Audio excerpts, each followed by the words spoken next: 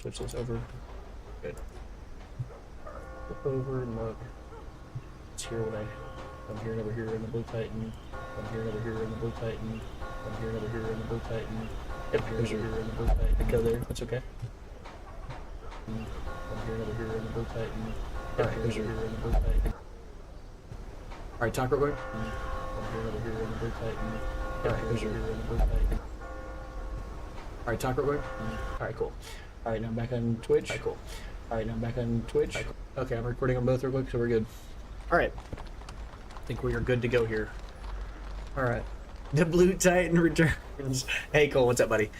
Alright, so I'm going to go ahead and do a quick intro real fast here. Wasn't really expecting to record tonight, but I was talking with a buddy, and he was talking about the game and stuff, and it kind of got me feeling the hankering to play, so I'm going to. So anyway, all right, let's do the intro and then I'll go ahead and take off. Looks like everything's set up right. Yeah, I am recording locally, so we're fine. Yep. All right. What's up, guys? I'm the Blue Titan, and welcome back to another episode of Darkest Dungeon. So in the last episode, we were trying to grind through and get ourselves set up so that we would have some bleed characters so that we could go and fight the crocodilian. But before we dive into that, I should go ahead and give my channel intros just to make sure everybody knows where you can find more information about me. So if you want to watch more long-form content, stuff where I'm talking to the chat, talking with people that are interested in the game, getting off script a little bit here and kind of talking about things that are unrelated to the game, you can head over to the Blue Titan Space Gaming Space VODs to watch those videos. If you'd like to see shorter form content that's highly edited, usually of the form of like highlights, things you'd see in your shorts feed, I guess, as it were, you can head over to the Blue Titan Space Gaming, and that's the main channel for discoverability. I have to be honest, I haven't been as active on that channel here in the last 2 or 3 weeks because as I started to play through this game more, I started to realize that if I were to post a video per week for this game, I would have to sift through like 4 or 5 gameplays, which is sometimes 3 hours a piece. We're talking like 4 videos that are like 3 hours a piece in order to find clips to distill down to about a 10-minute to maybe 15-minute video. And that was kind of getting a little bit prohibitive and kind of stopping me from having the joy of just playing. And I thought, I'm not going to do that. I'm just going to make edits whenever there's something really cool. And that's probably a good idea anyways. Start small, build if there's anything like that. So you might not see that much content on the other channel for a little while as I kind of work through and play this game. But if I feel like posting something there, I will. I just don't want to feel like I'm required to. If I do that, it kind of pulls away a little bit of the joy. But in addition to that, I also think that less is more on that channel because I only really want to post videos if the video's good enough to post so that people will get excited, right? That's kind of the whole idea, you know. Also, if I don't post anything else for this game, for that channel, that's okay because the other videos are really there for discoverability anyways. The whole reason I'm doing this is to feed my desire to consistently post and want to play the game, right? I think of the other channel as more like icing on a cake, and this is the cake. The gameplay is what I'm really focused on. I want to play the game, and the channels are more there as a way to keep me, we'll call it, not occupied, not obligated, but keep me honest and keep me wanting to post consistently. Because if I'm posting every single week and if I don't post a video, it feels like I kind of missed an opportunity to make my channel live. It's kind of like I get to go and look at my videos and see all the days I played. It's like, oh man, I'm playing more games than I used to play. I kind of stopped playing video games for a while. Part of that was back when I was a teacher. I stopped playing as much, and I've kind of gotten back into it. I'm kind of enjoying it. It's been fun to play some of these older titles like Darkest Dungeon, and I have, unfortunately and fortunately for everybody, a log of games I want to play, and that's one of the reasons why I've committed to not playing these infinite titles, the ones that are, you know, you can play forever, like a game like a Battlefield or like a Fortnite or any of these other games. Not only is that really not my scene, it's also the case that those games are not they are infinite. You can play them perpetually and just make your whole channel about it. I want my games to have a beginning, middle, and end, and then I can move on to another title. So I have a list of games that I would like to play. And I mean, it's quite a list, and unfortunately, we only have so much time on Earth. So I'm gonna play through the ones that I feel inspired to play through. If you have a recommendation for a game you want me to play, you can throw it in the chat. You can let me know in the conversations that I have on some of my videos. They're sporadically getting spaced across some of my VODs. I'm seeing other people now discovering my VODs and watching some of my original videos, and it's kind of funny to go back and comment on videos from the past, and they're commenting on my first video in the series and like, why did you do this? I'm like, I don't remember, dude. That was 3 weeks, 4 weeks ago, 100 hours ago. I don't remember why I did that. It's probably just tired, did something stupid, right? Just bad at the game. I don't know. But it is cool to see that. And if you make a comment on a video, I'll try to make a comment on it. I'm not perfect at it. Sometimes I don't see a comment Sometimes I'll see it immediately. Sometimes I won't see it for 6 months. I try to come back if I can. There's a lot of videos out there that are getting comments on it. So, but either way, appreciate your time. You want to watch these videos, you want to kind of walk through and see what I'm doing right now. I am getting ready to try to develop my lower tier guys a little bit more, because we have been kind of breathing that mid-tier air for a bit, doing some of those orange tier missions, the middle tier missions for a little bit, to kind of try to get some of our middle guys kind of leveled up. But now we're at a point where I can start focusing on locking quirks, good quirks and bad quirks, and doing that. The downside, I've just realized, I haven't even said this on any videos yet, the downside I'm just realizing, unfortunately, is that we are starting to acquire a number of people with the Crimson Curse, which is a problem. I haven't really talked about why, and I'm going to talk about that in just a moment. But before I do, I see a comment here. Hold on. I just played my first game last semester, Emerald, through an emulator on my Mac. Emerald is the second best Pokemon game ever created, so you picked a good one. It is. And that's not my hint at a conversation to get you to be like, what's the best? That's like a lot of official people online say that. A lot of people say that in general, that it's like the best thing. I would say that if you wanted to play the best Pokemon games ever, you've really got 3 core Pokemon games you should play. Of course, you should play Generation 1 to get a general idea what they're like. Pick Leaf Green or Fire Red. You don't need to play something that's as old as Blue version or Red version. They're cool games, but you don't need those. 1 second.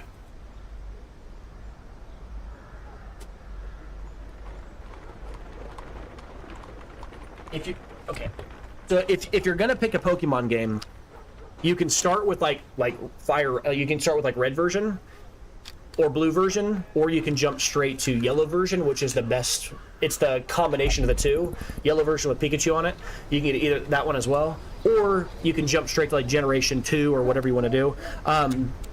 If you go to Generation 2, you can pick up original Gold version or Silver version, or you can play like Soul Silver or Heart Gold. These are the remade versions of the games, and they're better.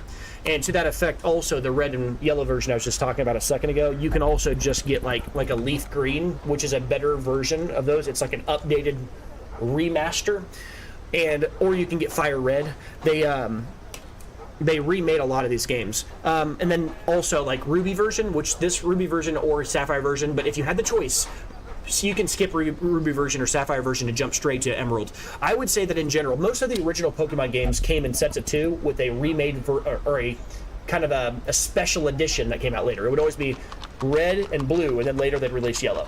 And then later they had Gold and Silver, and they would release Crystal.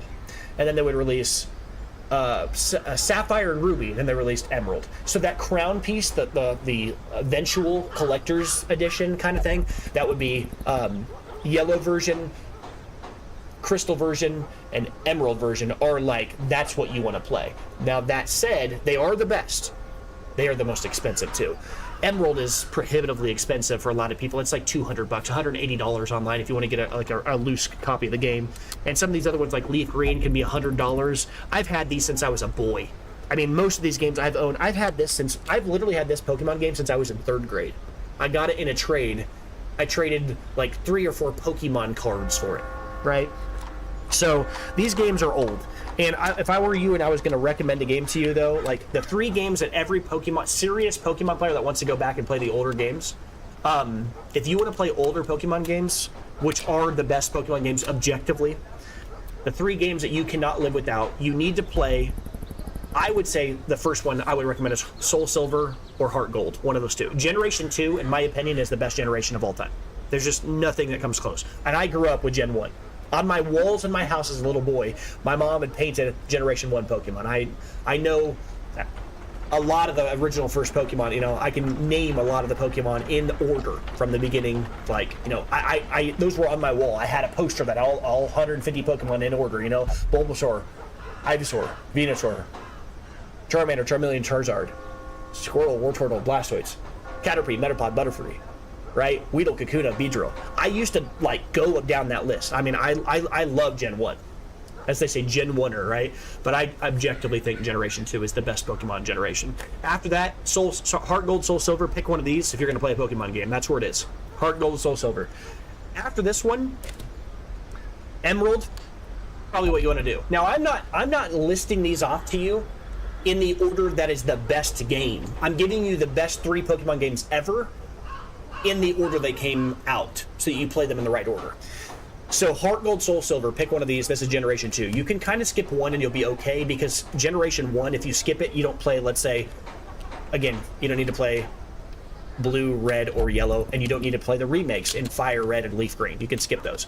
Generation 2, Heart Gold and Soul Silver, this is the Generation 2 of Pokemon, actually has within it all of Kanto and Johto regions. So the first generation of Pokemon, which is the Kanto region, Johto region, which is Generation 2, has in it, when you beat it, takes you back to Kanto and you get to play all of it. So it's kind of like all of it. This is it. Although I would say, if you want full respect for the story, you can go back and play like Leaf Green and then play like a Soul Silver afterwards, or play like Fire Red and then Heart Gold, whatever you want to pick. It's your poison. Because there's we'll call it a defining, like a character defining moment that you get to realize that the game is actually referencing your previous character in the second game. Spoilers, that there's some cool things that happen because of that. But anyway, Generation 3, Emerald. You can skip Ruby and Sapphire. Generation, and I wouldn't play Alpha Sapphire or Alpha Ruby, just play Emerald. Emerald is an incredible game. After that, the next generation is where I start to, I haven't played as much Generation 4, 5, 6, I haven't done all that stuff, but I can tell you objectively that the #1 most recommended Pokemon game of all time is this guy right here, Platinum version. I bought this because I wanted to play through it because the hype is real. This game right here, this is the collector's version of Pearl and Diamond. These games were like huge.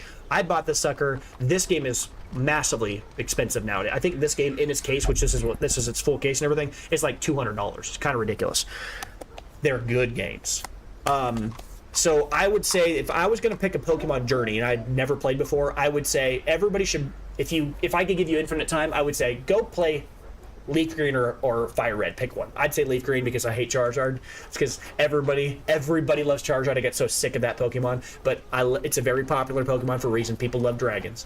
I'd say go pick Leaf Green or Fire Red. Pick one of them. Play it. Then go through and play Heart Gold or Soul Silver. Then go play Emerald. Just flat out play Emerald. That'll give you the taste of the I forgot the third region's name. That's okay. Then after that, Generation 4, just play Platinum. Like, Platinum is everything that's in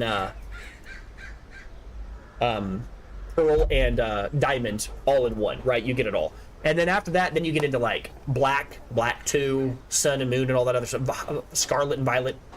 You're out of my range. You're out of what I even understand. I've kind of made it my promise to myself that I'm going to go replay them all the way through, because I got a copy of Leaf Green a few years ago and I was going to play through it. I also had Soul Silver and all that, and I was like, I'm going to play through all these things. But yes, these are some of the best games ever. And I'm seeing here, actually, you're kind of commenting here in the chat. I actually see here. Hold on. You say, just played the first. Oh! Okay, you're talking about something else, and then you're going back here. I see here, Cole. You say, I was a Trico main. Grasshole.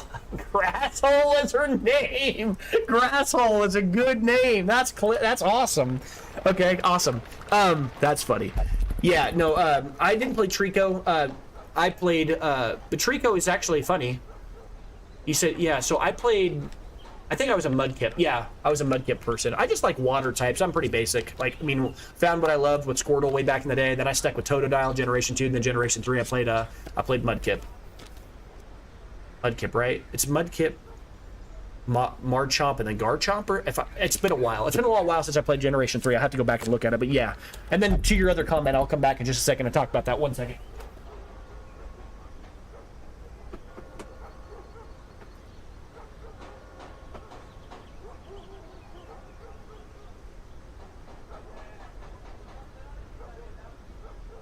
All right. The other thing we were talking about here, you said, who is the character behind you on the shelf? Oh, so when I was like 10 years old, there was this company called If Labs. That's like capital I, capital F, like if then, If Labs, I believe. And it used to advertise on all the old cassettes. If you watched old VHS tapes for like Dragon Ball Z movies, they would always recommend these like If Labs, and they'd always have these super like cool, epic, like, you know, advertisements for action figures from Dragon Ball Z, and they always had them in these cool looking capsules. Capsule Corp is a thing from that anime. They'd always have them in these cool capsules that you could buy and like set them up on your shelf. I had them for years. My dad bought them for me for Christmas years and years and years ago, and I always kept them inside their case. I mean, for years I had them in there, never took them out. But my dad was a smoker. My mom was a smoker. There was, for years and years they were when I was younger, and they eventually damaged the outside of it. They didn't damage the actual thing, but they damaged the outside case. So eventually I was like, well, I'm either going to throw these away or I'm going to stick them up. So when I moved here, I ripped everything out, just set them all up. So I don't even know if long term I'll keep them up, but because if I could go back in time and pick the one I want here, one of these I'd actually probably change. This guy right here is Goku. This guy right here is Vegeta. This guy in the back is Cooler. That's Frieza's brother. He's not canon in actual Dragon Ball Z anymore, but he's canon in my heart. He's the coolest. He's probably the coolest non-canon character that exists anymore, because back in the day, Broly wasn't canon, but they brought him in and made him canon after a while because he was so popular in America. But then this other guy, this is Meta Cooler. He's also Cooler as well. There's 4 of them back here. There's 2 different versions of Cooler. One where he gets killed and then comes back because he gets absorbed by this metal planet that like eats everything in space, and he his brain becomes part of the brain interactive construct. It's what it doesn't matter. It's like a whole anime. It's like 2 of my favorite movies ever. The soundtrack for those Dragon Ball Z movies, Cooler's Revenge and The Return of Cooler, which sounds kind of weird. Cooler's Revenge you would think is the second movie. No, it's revenge for Goku having killed his brother. So Cooler's Revenge is the first movie, and then the second movie is Cooler, The Return of Cooler. Particularly Cooler's Revenge, though, the first one of the 2. The soundtrack in that is incredible. It's full of new metal, N-U-N, like think of Nebraska University, NU, new metal they call it. It's a form of metal from the early 2000s, like a lot of like Deftones, Mudvayne, just really cool, epic, like that. The combination of it's the music I listened to on the way to football games as a kid, mixed with the Dragon Ball Z. It was just awesome. But anyway, that's what that is. And then you can't even see that up here. I also have some quite a few random paraphernalia. I got old Master Chief's head here too. I don't know if you can even see that. This is from the old Halo Collector's Edition. I've got all kinds of cool stuff up in here. But anyway, yeah. So, yeah, I think I answered your question there with the yellow arms. Yeah, I think you were talking about Vegeta probably. If it's this guy, it's this guy. It's Vegeta. I think this is who you were talking about. Probably. This is battle damaged Vegeta. I remember the actual toy, or I guess like the action figure name as a kid. Battle Damage Vegeta. Pretty cool. I remember on Christmas morning seeing that. That was the coolest thing ever to me. Anyway, all right, I'm gonna get into a game here. I'm really excited to play some. So hold on, I got another random person chatting over here in Twitch too. Yo, bro, I just stopped by your stream but couldn't stay long. Drop by and follow and support you. I know a big Twitch streamer with around 60K followers who pulls thousands of viewers. He helps streamers grow their real numbers, active or live. Serious about growth. Add him on Discord. Oh, looks like some kind of a cell service and like trying to get a guy. Like, that's cool. I don't think the guy's probably here anymore. He's probably just dropped by to advertise to take off. But whatever. I can't knock him. I gotta respect the hustle. Person trying to kind of get their buddy started with some kind of a service like that. But either way, let's go ahead and get started. I want to play some. So as I was saying, like with the game overall, like right now my major focus with this video, and I guess not this video, I need to kind of stop focusing on the video. Not every video needs to have like a major focus. The overarching long form like focus of this campaign right now, it always, the shift is major idea. We're always trying to eventually go to the darkest dungeon. That's the namesake of the game. Mid-range like goal right now is we want to go and beat this Baron. We want to go to the estate here. We want to go over to the courtyard. We want to beat the Baron because it will relieve a little bit of the stress we're dealing with the Crimson Curse. I don't think it's much of a spoiler. Excuse me. I don't think it's much of a spoiler to say going to the Crimson Courtyard is going to help us relieve a little bit of the Crimson Courtyard stress, the Crimson Curse, because this is really, everything in the game is leading to that point, right? We released the infection, and now it's saying they're everywhere over here, crush the invading insects and earn invitations to the courtyard. We got this invitation, and now we have to spin the invitations and go back to the courtyard. The game is kind of funneling us back towards that. So it's pretty obvious, just using a little bit of intuition, that there's probably some kind of a mechanism whereby you can kind of relieve a little bit of the stress if you challenge them and go through it, slay the dragon. You have to leave the cave and slay the dragon for anything good to happen to you in your real life in general, so it makes sense. But that said, My goal, that's like my medium-term goal. My short-term goal is consistently developing like the teams I need in order to eventually beat these middle-tier orange bosses. Because we did the same thing, right? We were developing a whole host of guys that we could shell out and shoot them out in waves of level 2 so I could go beat these level 1 missions. Level 2s is in the resolve level over here, like say Dupe Esquire is level 2 here, and this character, you know, resolve level 2 can go do missions that were green, which are what I call a level 1 or apprentice missions. So we did that already. We've beaten now all of the green tier missions that have a boss. Now we're on the yellow tier, and we've already beat 2 of those. We beat both of the ruins ones, right? We beat the Necromancer and we beat the Prophet. Now we're trying to kind of beat the other ones, but again, because we already beat the ruins 2 main bosses, which it wasn't planned, it just kind of happened, we've now limited our need for as much focus on Blight-based teammates, right? Because the only place that's going to be good at Blight is going to be really good is against the Cove now. We now have 3 locations where bleed teams are good, right? Not to say that Blight isn't good on the Farmstead too, but I'm not really focused on that. Until I get at least 4 guys that are tier 4, I really don't want to go do this at all. This is a boss, right? Just like any other place, I don't really do until I have guys that are level 2, guys that are level 4, guys that are level 6. You can do it without that, but we've seen before what Hubris does. If I bring a bunch of level 0s and 1s against a level 2 or a green tier mission, we get smacked. If I bring a bunch of level 3s against an enemy who's ready for level 4 fights, I'm probably going to get smacked. Not really interested if I can avoid it. You say, I mean cooler. It just looked like his arms were yellow because Vegeta was in the way. Oh, yeah. Cooler, I'm gonna grab him just so you can see real quick. If I can get him out of there, let's be real quick here. Cooler kind of looks like Shredder from Teenage Mutant Ninja Turtles. Right? He kind of has that same look to him. I've always thought Cooler was awesome. You can also remove his faceplate, because that's what he looks like in the movie. And then after that, I mean, it's not really zoomed in very well on him here. I'll pull it back here. This is so funny. Oh, that's a little bit better. You can see his face is like, but he has this little faceplate you can put on top of it too, which is actually kind of cool. Super, super cool as a kid. I love that. All right. Super, super cool as a kid. But anyway, yeah, back to what I was saying here, though, with, like, the overall missions. There are, like, real short-term mission-wise, if you're talking about the immediate term, right? I already said our long-term goal is to go fight the Darkest Dungeon. Our medium-tier goal is to go beat the Baron at the Courtyard so we can relieve a little bit of this Crimson Courtyard stress. Our short-term goal is to level our guys up to that end and get some bleed teams going so we can go and beat this guy. We want to go beat that Baron. And then our very short-term goal, we're talking next mission goal, is always to look and see if the location that we're going to is going to result in a good item, right? If we can somehow finagle a path whereby we actually acquire good, items while we're going, we'll deviate from the path for a week so we can get a good item if we can.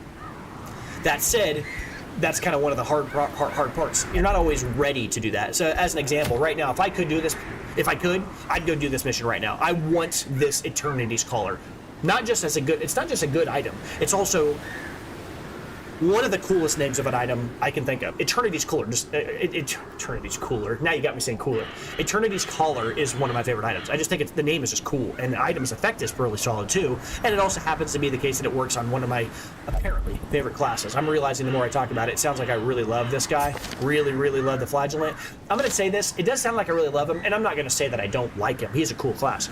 The reason I spend so much time talking about the Flagellant is because he is perpendicular to the rest of the characters in the game. He is playing on a totally different axis. Every other character in the game wants to have zero stress. This dude's like bringing me the stress. It's very different, right? Super different. Whereas some other characters, like the Antiquarian, is different because she does things that gain you money or whatever.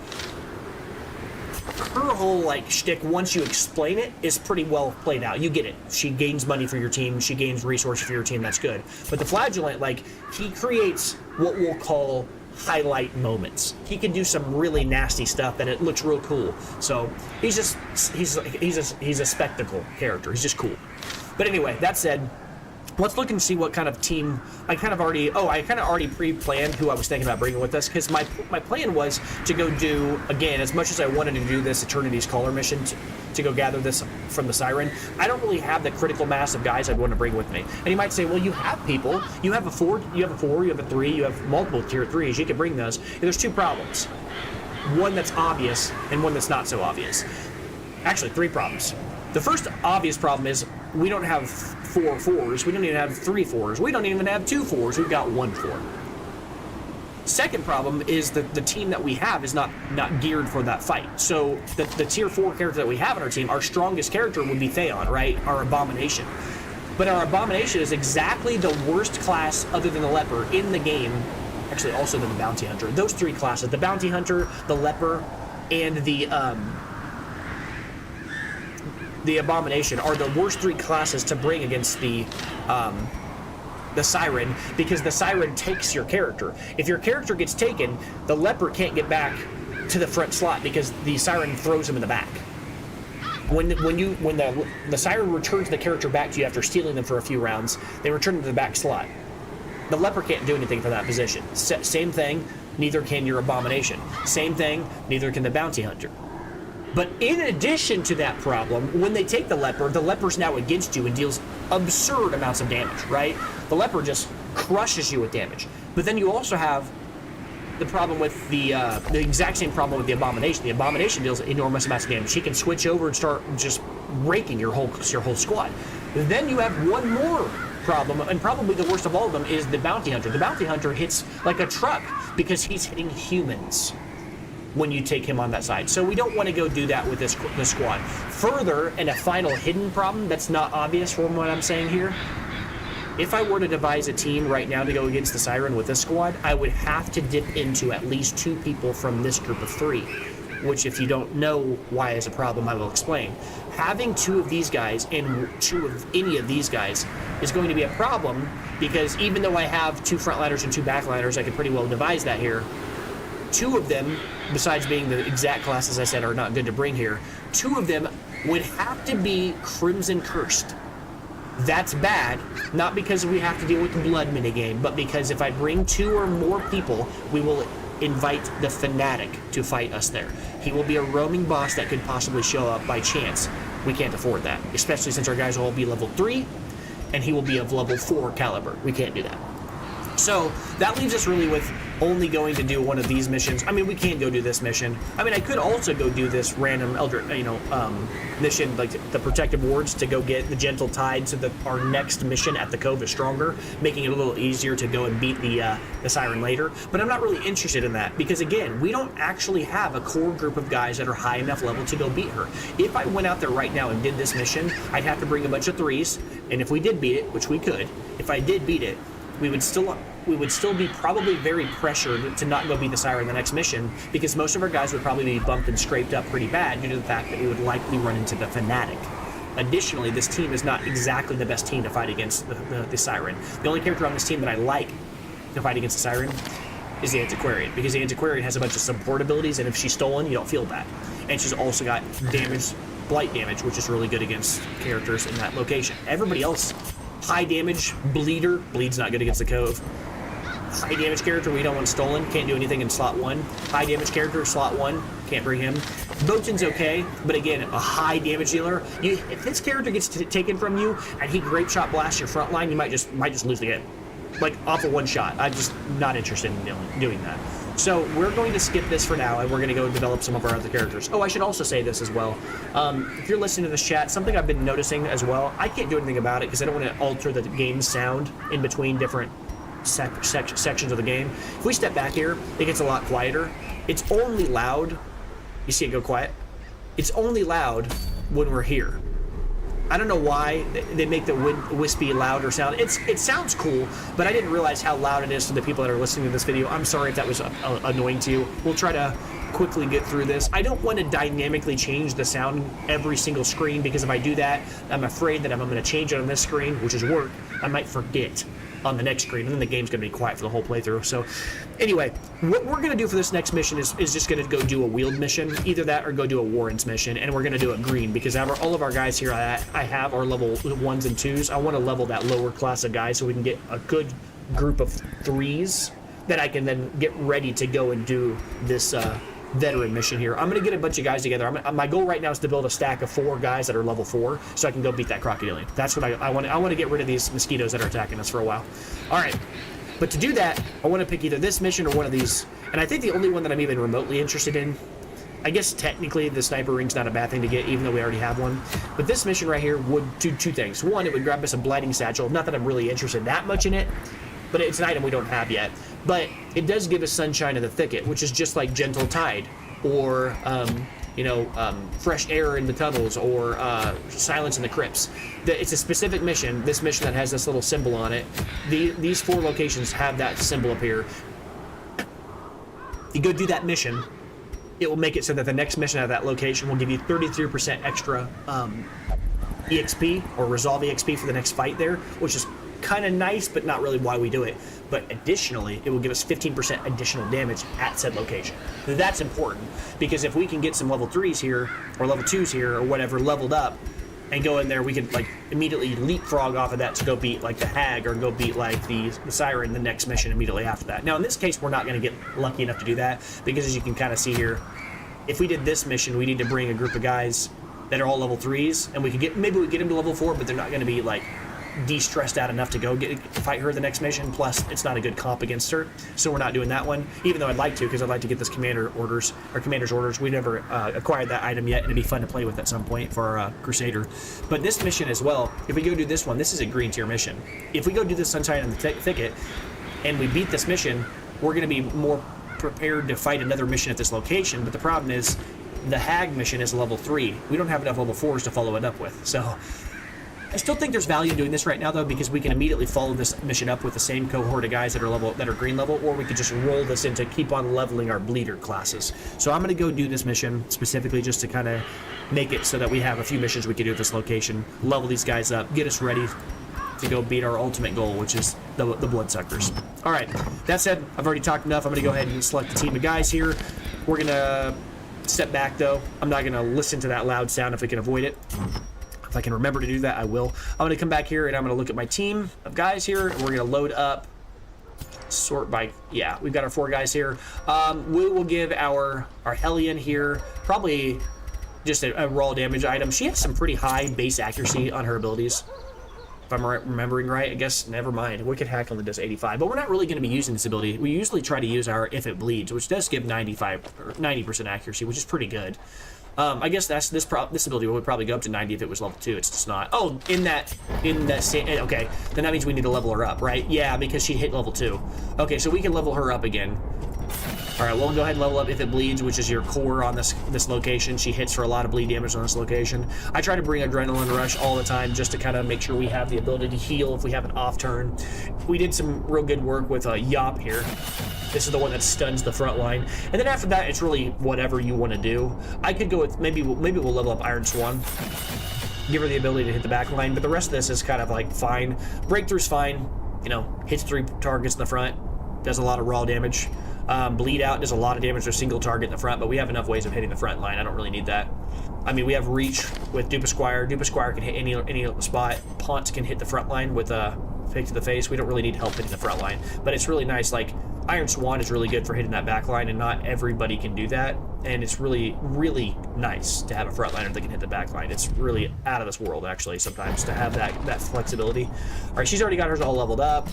Here, this guy, our Campbell character, already has all the abilities I'm interested in keeping here. And then, yes, okay, so our Houndmaster needs to have his core abilities leveled up here. I consider these the core 4, or the core 3. Everything else is semantics, you know, it's kind of your choice. In this particular case, as the game goes on further, I'm definitely going to be leveling up Target Whistle. These other abilities have good utility, but it's just that you need, like, as the game progresses, it's probably going to be the case that bosses I'll bring Hound's Rush for.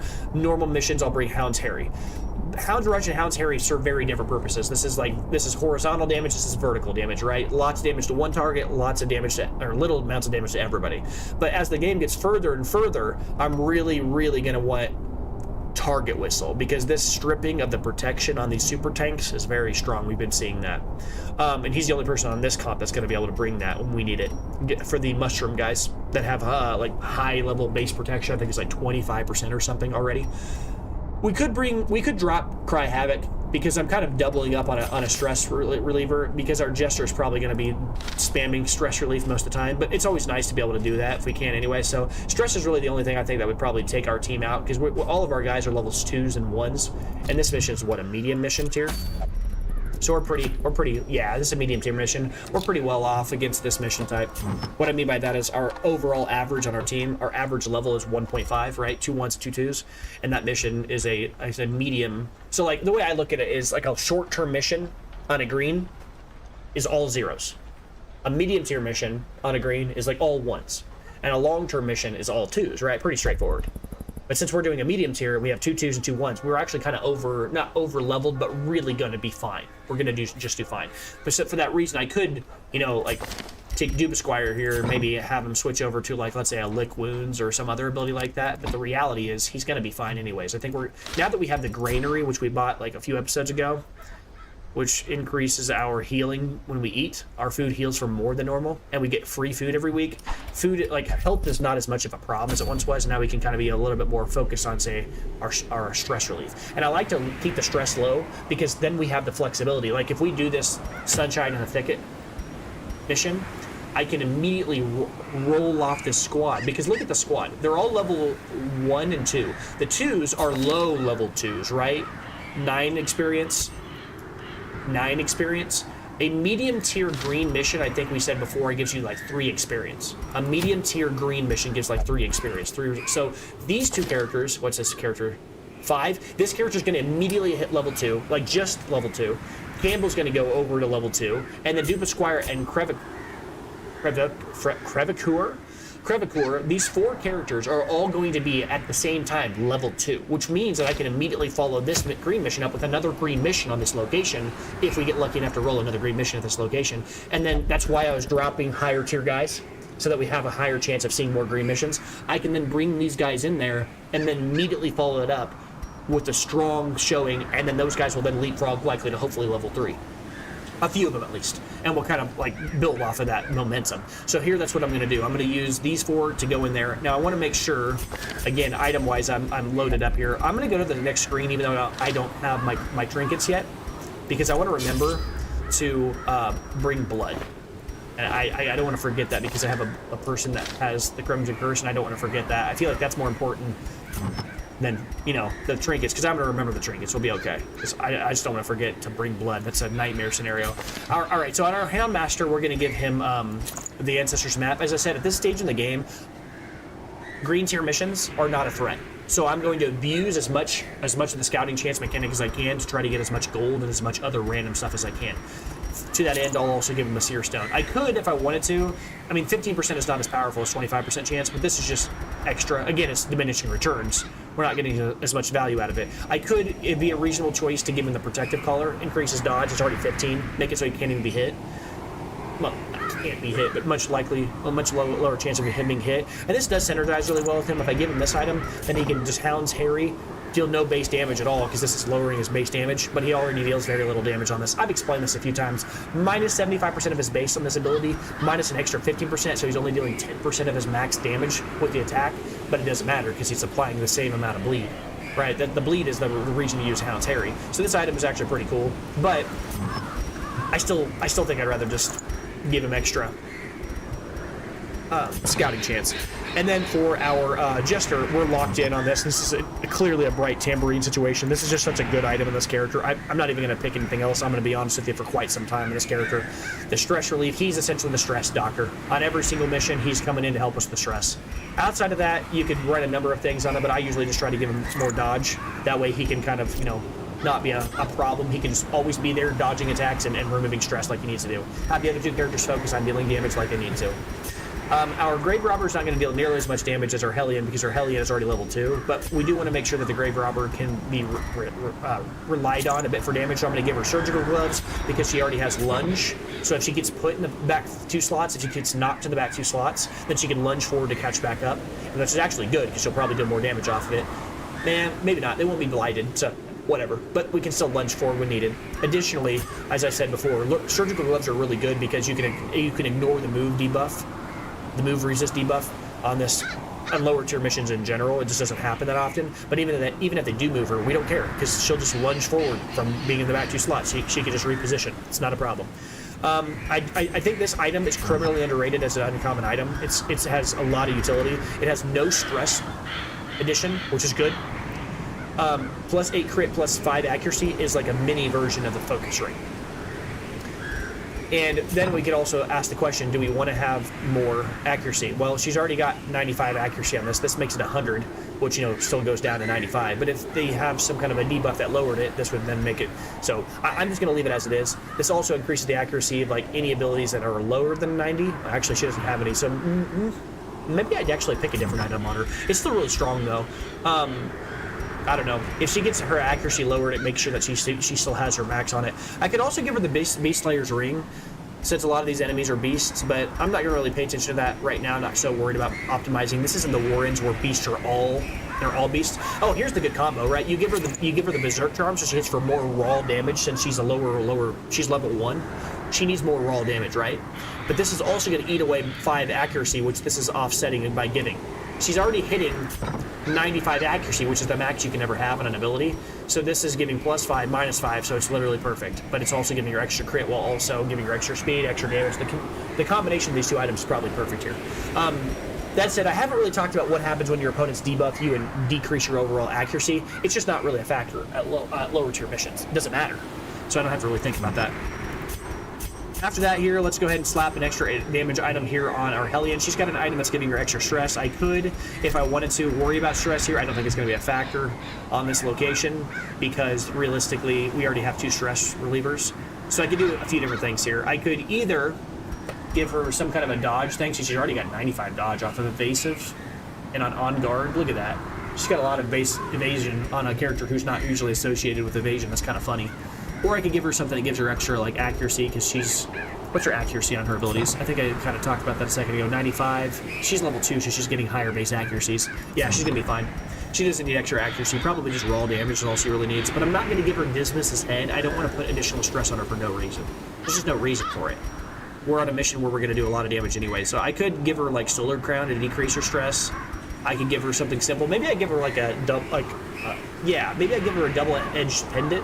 Extra XP, or I'm sorry, extra HP, less chance to get stunned because she's our primary damage dealer. We don't want her to get stunned. I could see doing that. It's not exciting by any stretch, but it is like a generically okay item here. You could also justify picking something like the Sun Cloak, extra dodge like we were talking about earlier. But this again adds extra stress to her.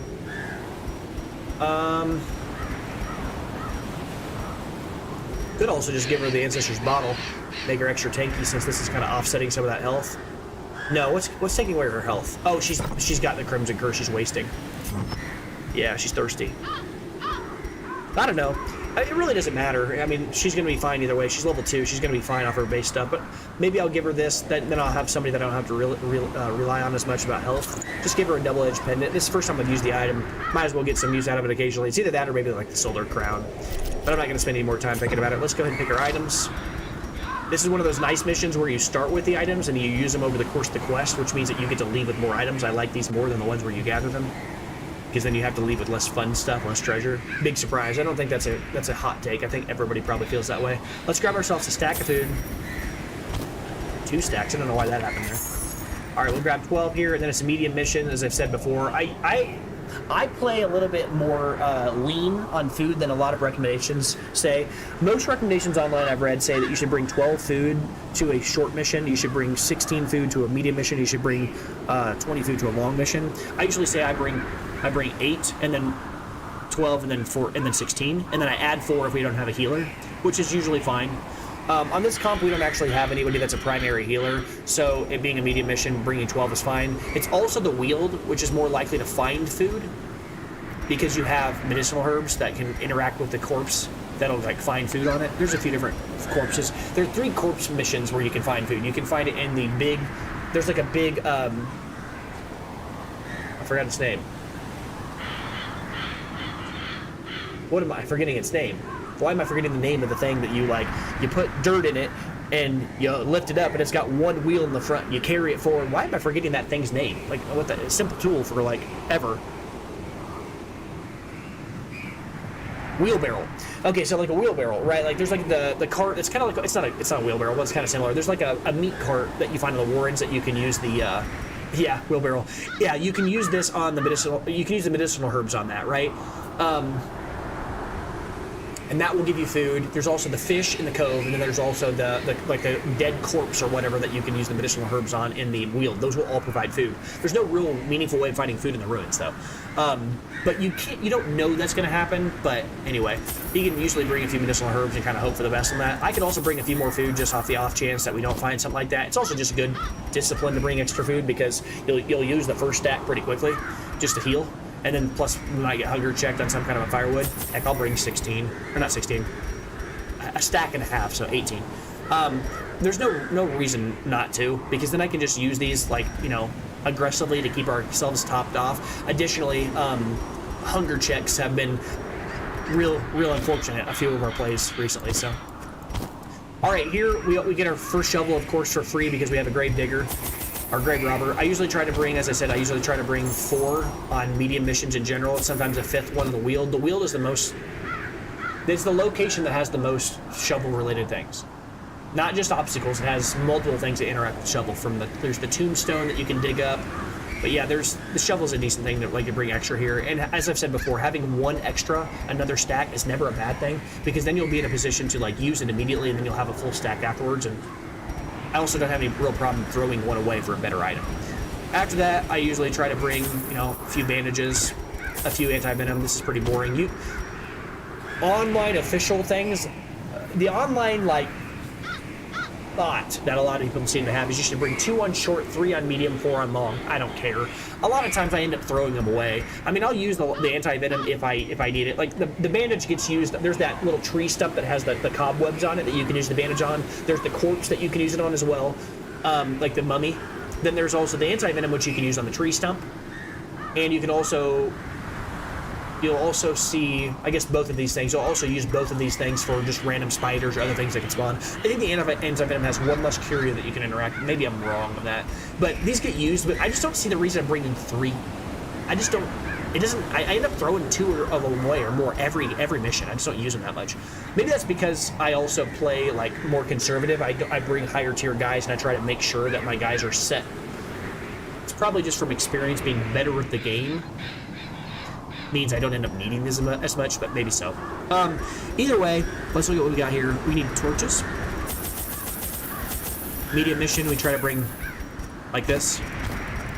And hopefully we'll find some potent salve, interactable curio super quick so we can get rid of some of this crap, because we are carrying a lot of stuff. We don't even have any keys, do we? Let's get rid of this extra shovel, bring some keys.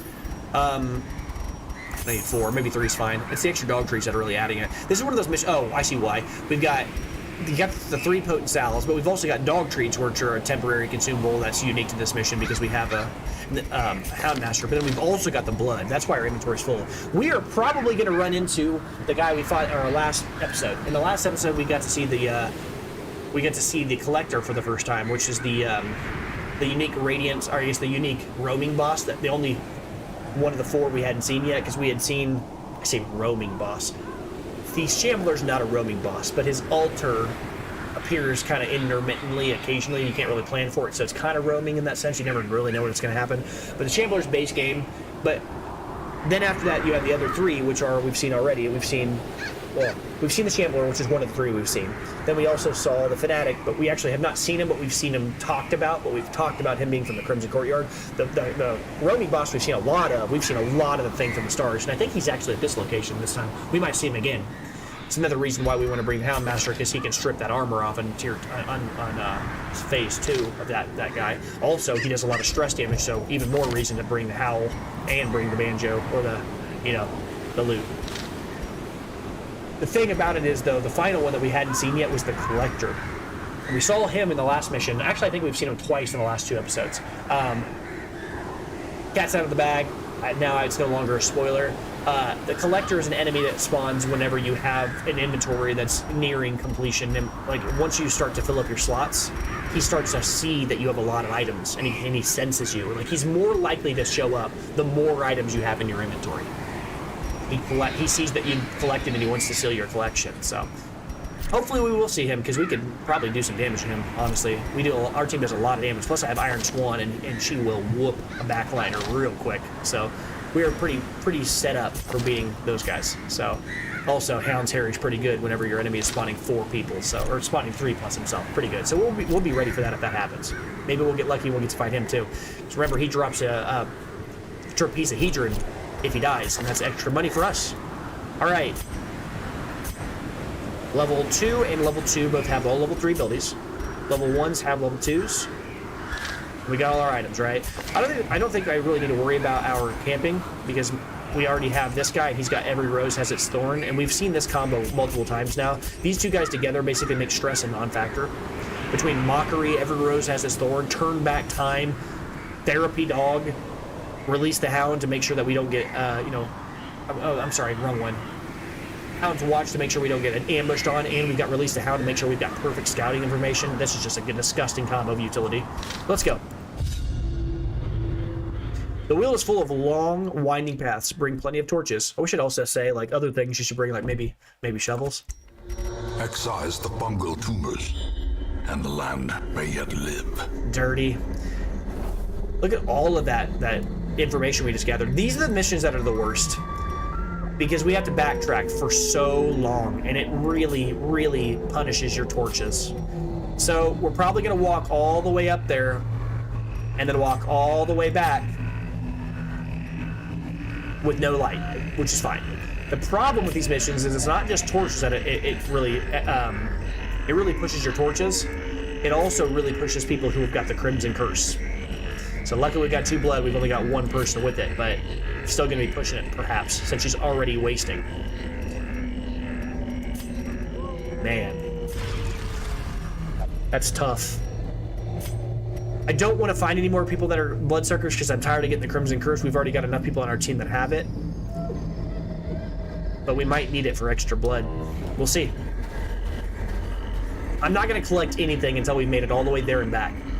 Right? Because I want to get rid of as many of these potent salves as I can, and I'm going to be coming back. It makes no sense to loot these things and then have to start throwing items away when we won't have as many items on the way back, theoretically, and we'll have more choices for what we can take with us. Don't take items if you don't have to.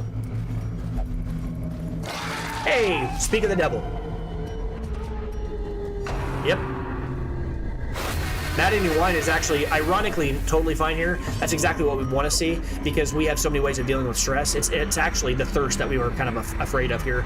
This guy has an enormous amount of dodge, but we need to deal with him. Actually, I'm probably just going to pick to the face the second line because these guys can't be dealt with by anybody else but her. All right, this is a obvious dog treat situation.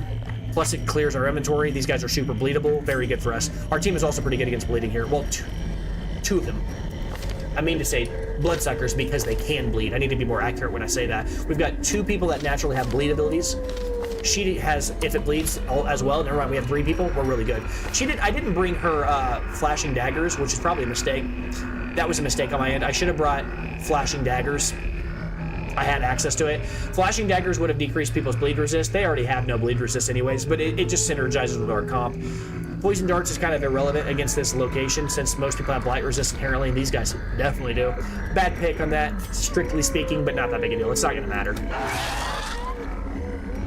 They're all bleeding. Let's see if we can't just take out the bad guy immediately. He's the one. I don't know if this is true, but he feels like he's the one that infects us the most. I feel like we get the Crimson Curse the most from the mosquitoes. I might be wrong. Oh, you brought this guy forward so that he can oh, I didn't bring Finale. This is the first time I haven't brought Finale in this character. This entire game, I think. Never mind. I was going to show Finale. We don't use it that often, so that sucks. It is the weapon that cuts on its own. That's all right. Yep, this can give the Crimson Curse, but we got lucky and dodged it. We didn't bring Finale. We need to kill this guy immediately because he can use his little escape ability, but he also has a high chance of dodging. Eradicated. Okay, never mind. The reason you want to kill that guy as quick as possible is because, first off, he does a lot of stress damage. Whatever, he can also hit you with infection the same way anybody else could. But the real reason is because if you kill other people and then you don't kill him, he'll do a little escape ability where he runs away and he disappears from the fight, apply a bunch of horror to everybody on the team, and then he'll spawn in all the empty slots, he'll spawn mosquitoes. It's awful. So kill him. We had it happen to us once, even though I literally explained it, and then it happened anyway. Oh, she doesn't have a frontline ability. She can't hit the front line. That's no problem. The hound can deal with it. Destroyed.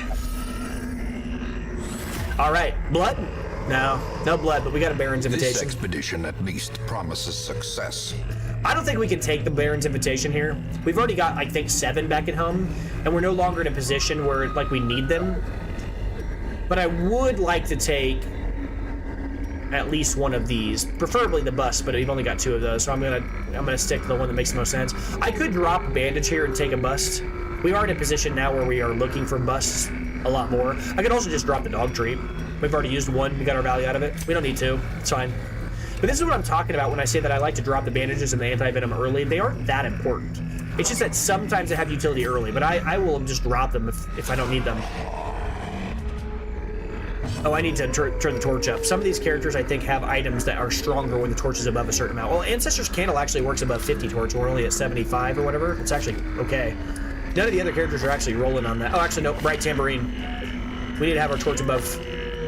We need to have our torch above 75 if we can. All right, let's just take out the bad guy. We talked about how annoying this guy is. Obliterated. He uses that multiple target ability that hits everybody with the scatter shot ability, and then it lowers your subsequent armor, or dodge for the rest of the fight, which is really dangerous against these 2 guys, because these guys deal an enormous amount of damage. That's why he gets to go first. He applies that debuff. If you can take him out of the fight, then it kind of trivializes the rest of these other guys. I wouldn't say trivialize. They can still hit for a lot, but they're far less likely to hit with their really damaging abilities. Now, I can actually blight him. He's human. All right, we will... I could just take this guy out. I might actually use the... He's got 15 protection. Let's just go ahead and target whistle his armor. Actually, he has such... These guys deal enough raw damage. I can probably just attack him. 3's not a lot. I did bleed him, but...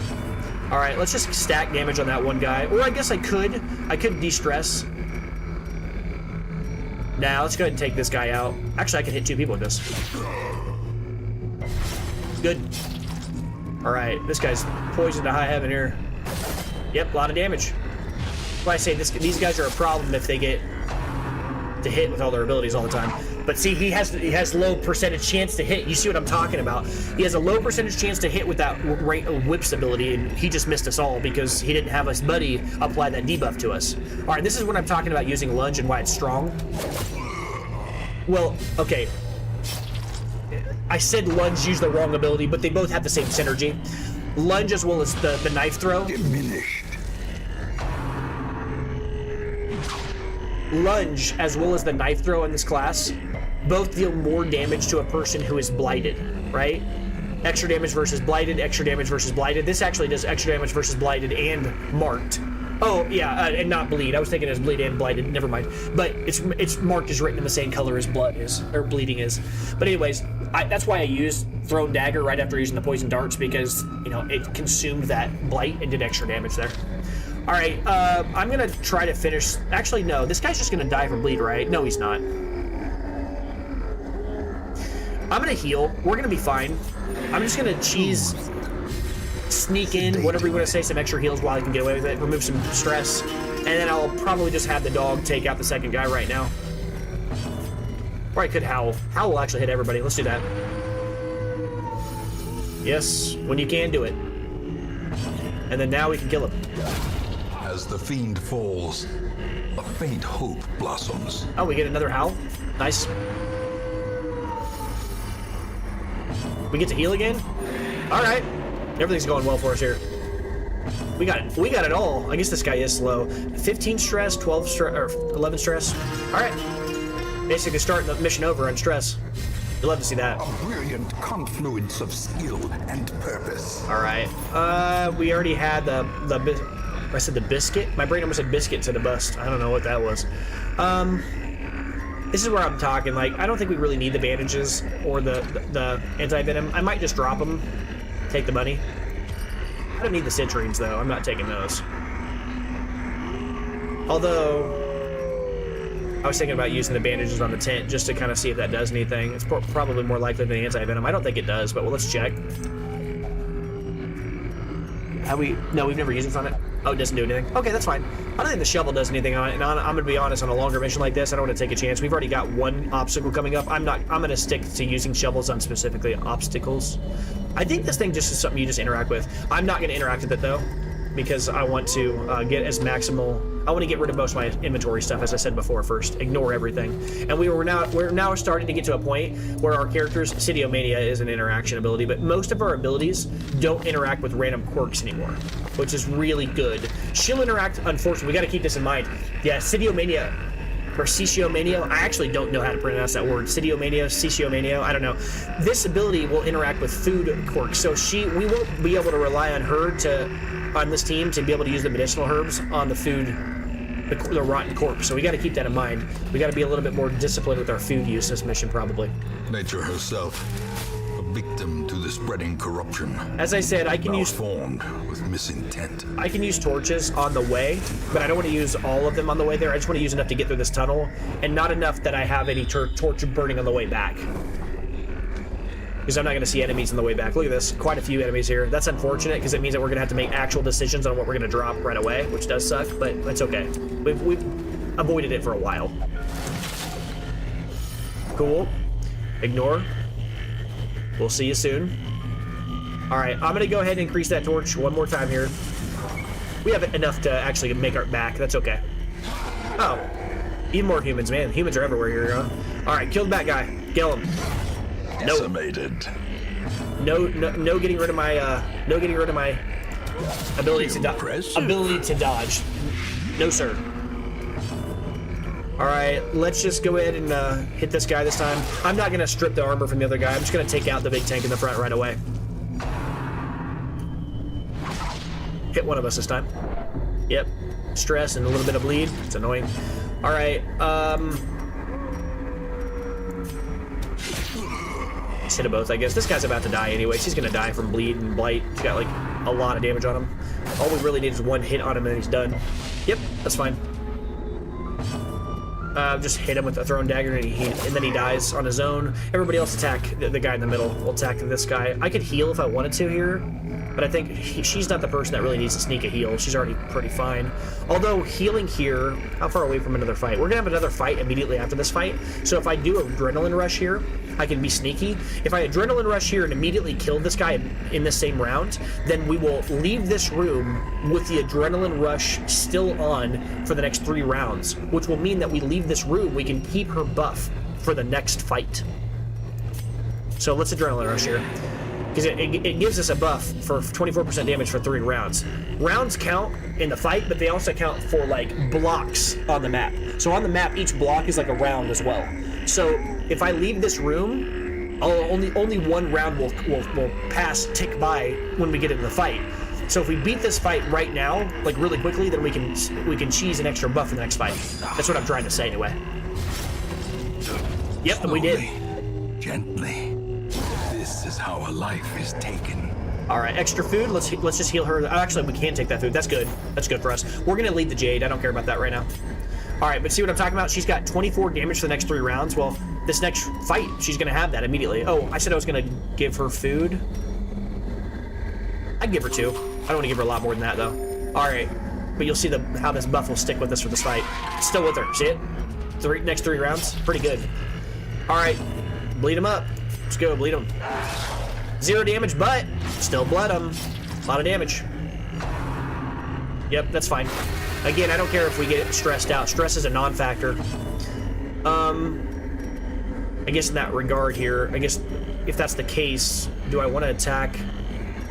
I can't attack the front line, so, and I don't want to worry about stunning this guy. Actually, I need to practice and see. I need to check this. I don't think this guy's got 21 dodge. Let's do it. Let's do it. Check here.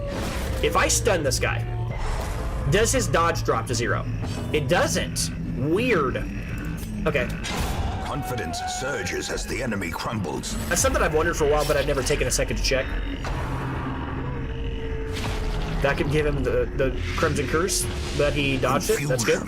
Stun. Nerves and panic. Now we're gonna throw these are the 2 middle ones. I want to deal as much damage to them as possible, so hopefully we hit at least 1. Rough. They have high dodge. That's why I said what I said. Yep. Poor guy's getting picked on. He's managing not to get the Crimson Curse, though. We need to kill this guy fast.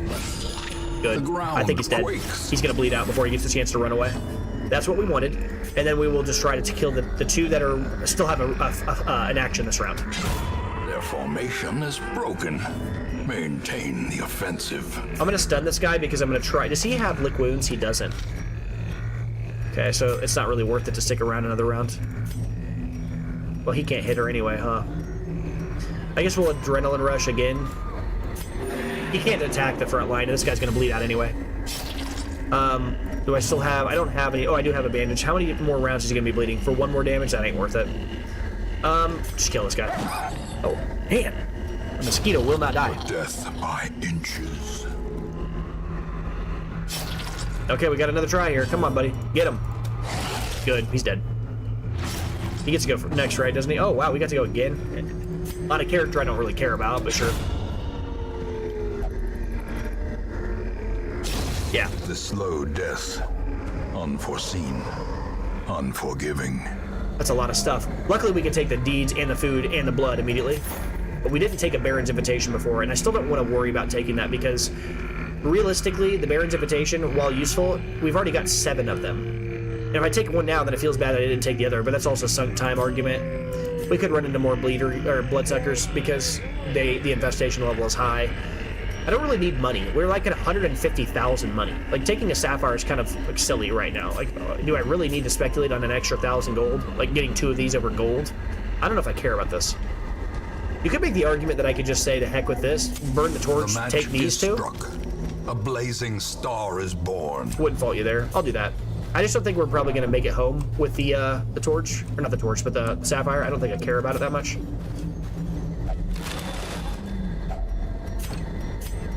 I want torches. I want portraits more than I want money. Money is not what we care about as much right now. But I guess I care about money more than the Baron's Invitations. There's only 1. Whatever. We're doing fine on Baron's Invitations, and we're doing fine on money. But the money does perpetually stack, and the invitations, we haven't even worked through half of them. I think we've used 2 or 3 of it, or I think only actually 2 of them, because the first mission doesn't require invitations. You can just go. Try to kill these. I might just try to kill. What's the stun resist? Actually, they have like no stun resist. I don't. Okay, see, this is one of those situations where I could stun the front 2. The problem with stunning the front 2 is it doesn't do anything, right? Yes, the Rabbit Gnasher is going to attack immediately and bleed somebody. Probably it's going to be annoying. But the Fungal Scratcher, he doesn't really start hurting until one of your guys gets marked. These guys in the back are going to mark first round, and then the Fungal Scratcher is going to matter. So it's probably better just to kill one of these guys. Now, she does extra damage against him, so I'm going to have her attack, because that just makes sense. And then from here, I'll probably just go for the gut and hit 2 of them. And then they're just dead next round from a Hound's Harry. I got to protect our Hound Master's hurting a bit. We can feel that. If he gets attacked here, it's going to suck. Okay, that's fine. As long as our Hound Master doesn't get, like, marked and then rended, we're fine. Oh, he went before. That's even better. And he dodged. Or she dodged. That's good. Yeah, we're good. The fight's over. Destroy. The core people that mattered are now dead. All right, so I could, if I wanted to, be greedy here, because these guys are just... He's not dead, but he's close. I'm going to cheese a stress relief here. Let's get a free one in here while I can. And then we will just probably kill the dog. Press this advantage. Give them no quarter. And then kill this guy here. Yeah, that's the fight. Unfortunately, he doesn't have a heal, which we're feeling that right now. But we'll remove the stress, I guess.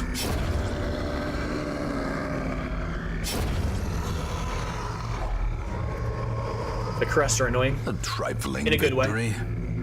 But a victory nonetheless.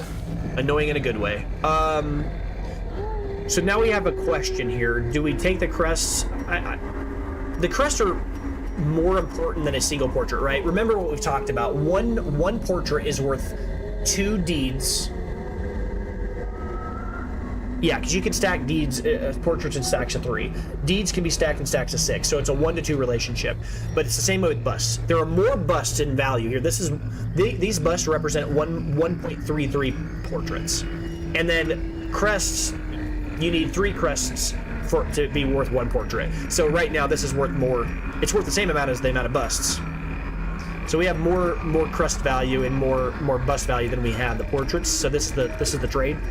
If we were going to trade 1 for 1.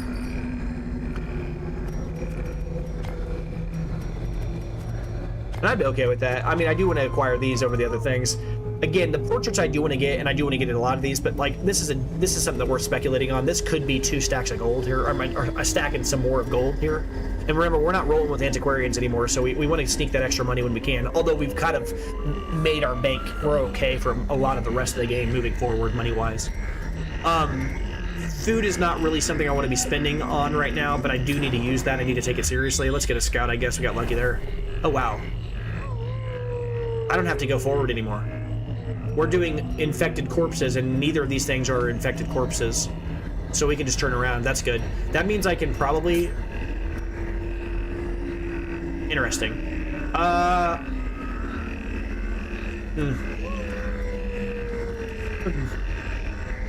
I'm going to ignore this portrait. And we're just going to see what's in the chest. See if anything stacks. If it doesn't, so be it. This is going to be the only, like, chest I'm going to feel bad about. Oh, we can take this. All of this. That worked out fantastic. All right. When I said it's going to be the only one I feel bad about, what I mean is I'm not going to take anything that's going to require me to drop a stack of something. I'm just not going to do it this time. Because I need to keep the food because we're going to get hunger checked at some point. And we're actually living on quite a bit of borrowed time. I actually think this is a rare case. We haven't been hunger checked, have we? That's 1, 2, 3, 4, 5 rooms we've walked through without being hunger checked. Man, pretty lucky. All right. Wealth beyond measure. Awarded to the brave and the foolhardy alike. I don't have enough space for 25 cents. Can't take 25 gold, man. That's too much. Makes you think of Skyrim logic. Or Oblivion logic, like Bethesda games where you're like, your character has 150 unit weight, whatever that is, pounds, whatever they want to, like, they don't have a unit type on there, which I guess makes sense because then other people from other countries can play it and they can pretend it's in their own units. But like your character's got 149 unit weight and he's got 150% max or 150 max like unit weight you can carry, and he hits 151 and suddenly he's like, oh, it's too much. It's like you're literally carrying 4 dragon skulls on your back and you picked up a feather and you're over encumbered. Now you gotta walk slow. That's one of those examples of something that should probably be like if the game was perfect or well done, good game, but there's a lot of flaws. Speaking as a person who's played at least 1,000 hours of that game. Probably 50, 60, 70% of that was in modding the game, not even playing it though, to be honest. One thing I'll say about that game is that there are a lot of like things like that could be just made slightly better. Like imagine if there was a progressive system where every time you add an extra like point of weight on your character's got 1% slower. Doesn't that seem like common sense? I don't know. Whatever. We knew this was going to happen. I saw it on the map. There was another character. Remember, enemies can spawn on the backtrack, but I didn't know what they were going to be, but I saw them on the map. I just didn't say anything. Another abomination cleansed from our lands. Definitely didn't need to say anything if I'm just going to make short work of them. Oh, good lord. Back to the pit. Killed them so fast they didn't even generate items. Oh, there's our hunger check. So that worked out nice, too, because, you know. If only treasure could staunch the flow of otherworldly corruption. We lost 25 gold, now we lost 50 gold. It's gonna start adding up. We go all the way there and not see a single... Man, that sucks. All these potent salves are still in our inventory. That's dirty. Well, there's our other portrait. So this is one of those situations where, like, we just burn the torch, we take the rest, but... may we find victory. This is probably a situation where you take the money and drop the sapphire. Because again, guys, like, I'd much rather have a guarantee that I'm going to stack up to 1750 than the chance that I get to 2,000 with 2 sapphires. Again, sapphires are pretty rare to drop. I know what's going to happen. We're going to find another one, but I don't care. Like, this is just a guarantee that we're going to stack this to 1750. The portrait, it would have been nice to take another one at this stage, but at the same time, like, these are now stacked and these are 2 full stacks. And this is going to be probably get to 12. We're doing just fine here. Would I like to take the portrait? Sure, but I gotta keep the blood because she's gonna be thirsty at some point. The food's gonna run out. We're gonna have enough space to replace these things. We're gonna run out of these potent salves here soon too. I guess I could aggressively use my firewood. Oh, it's not even letting me.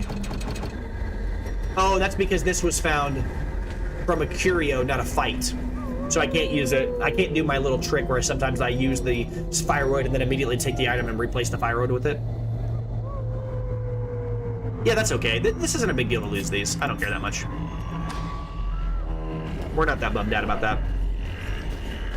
We're going to be able to take every item we want after this hallway anyway, so a map is actually great. That's actually great, because we didn't want to take what was in there. We didn't want it to be a good item anyway, really. It's an extra free scout. That's fine with us. All right, let's go. Hopefully this hallway, there's 4 things. Hopefully this hallway has something. There's one. There's one. Great, great. Burn this one. Not efficient, but we still have a stack of 8, so we're fine. Of safety. Now we get to get rid of one. We get to use our salve on this. I love these like little unique curios that are only specific to a quest. It's just really cool. You don't get to see that often, so I gotta appreciate the art. It's like some glowing dead body that's covered in, you know, or being reclaimed by some fungal, like, you know, mushrooms that are also in the background and stuff. It's like unique to the location. I like it a lot. Art style in this game is pretty. You know, it's crazy too. There was a second game to this series. There's a Darkest Dungeon 2, and I bought it. I don't even know if I'll ever play it, but I bought it because I wanted to support. I wanted to, you know, financially signal to the company that I like your product. I mean, I love their games. The second game, I was looking at some pictures of it, and the art style, like the characters in this game are a lot more like what you call chibi style, big head, small body, kind of over-exaggerated features. In the second game, the characters are way bigger and they have smaller head. It's almost more anatomically correct. I don't like it. I mean, it's fine, but I like this style a lot. I kind of fell in love with it, so honestly, it's kind of frustrating that they would change it. I mean, I don't want to knock them for trying something new, but I did like this already. So, anyway, what I was going to say here is she's probably gonna interact with this thing, man.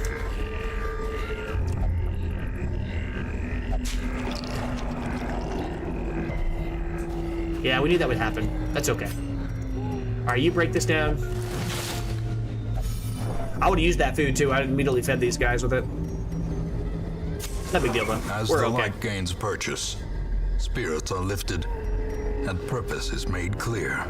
Man, we are not finding any of these things, are we? I guess we did find one. What am I talking about? We're good. I just want to get rid of them as fast as possible so we can actually start gathering resources. Weird. That's an extra key, huh? Man, these traps have worked out well for us. We're able to remove a lot of these. Look at this, 125% chance to disarm. That's awesome. Treasure head, I'd wager. So now I might actually consider not using any torches and then immediately use firewood in this next room, because most of the mission's over now. So I want to get as much value as I can out of my camping. So I'll go ahead and use it in this room. Spiders. Okay. All right, I could yop here and stun them. Probably a smart idea. And then let the dogs take out the rest of them. Sucks here. I'd really like the dog to go first. That way we can actually see who has the lowest health and just abuse the one who has the lowest health. Another one falls. That's okay. Let's go, dog. Let's go, dog. Pounce area. It's actually not very useful information here. There's not a lot of damage. Well, I can't hit 2 of them, so that's actually good. Yeah, they're both dead. Good news. And the one that was stunned already went. That's cool. They're just dead. Get to kill them before they even get the chance to do anything would be nice. Oh, yeah. Heck yeah. Gone, fiend. Good. All right, again, citrine we don't care about, and money we take. All right, that's great. Then we'll interact with this. I'm not even taking the citrine, even when, well, I wouldn't have been able to. But again, I don't care about citrines. I think they're kind of jank. I will go ahead and use the firewood here. I'll Gathered close in tenuous firelight. I'll even feast. Uneasy companionship. I'll go ahead and feast because this will help out these 2 guys, and it'll remove the remaining stress, and we have a lot of food here. So we'll get hunger checked 2 more times, and we'll be fine. Oh, you see how little stress was relieved? These guys are actually fine. All right, now I don't have to do any stress relief activities, which is hilarious considering these guys actually are really ready for that. So we're gonna stop nighttime ambush.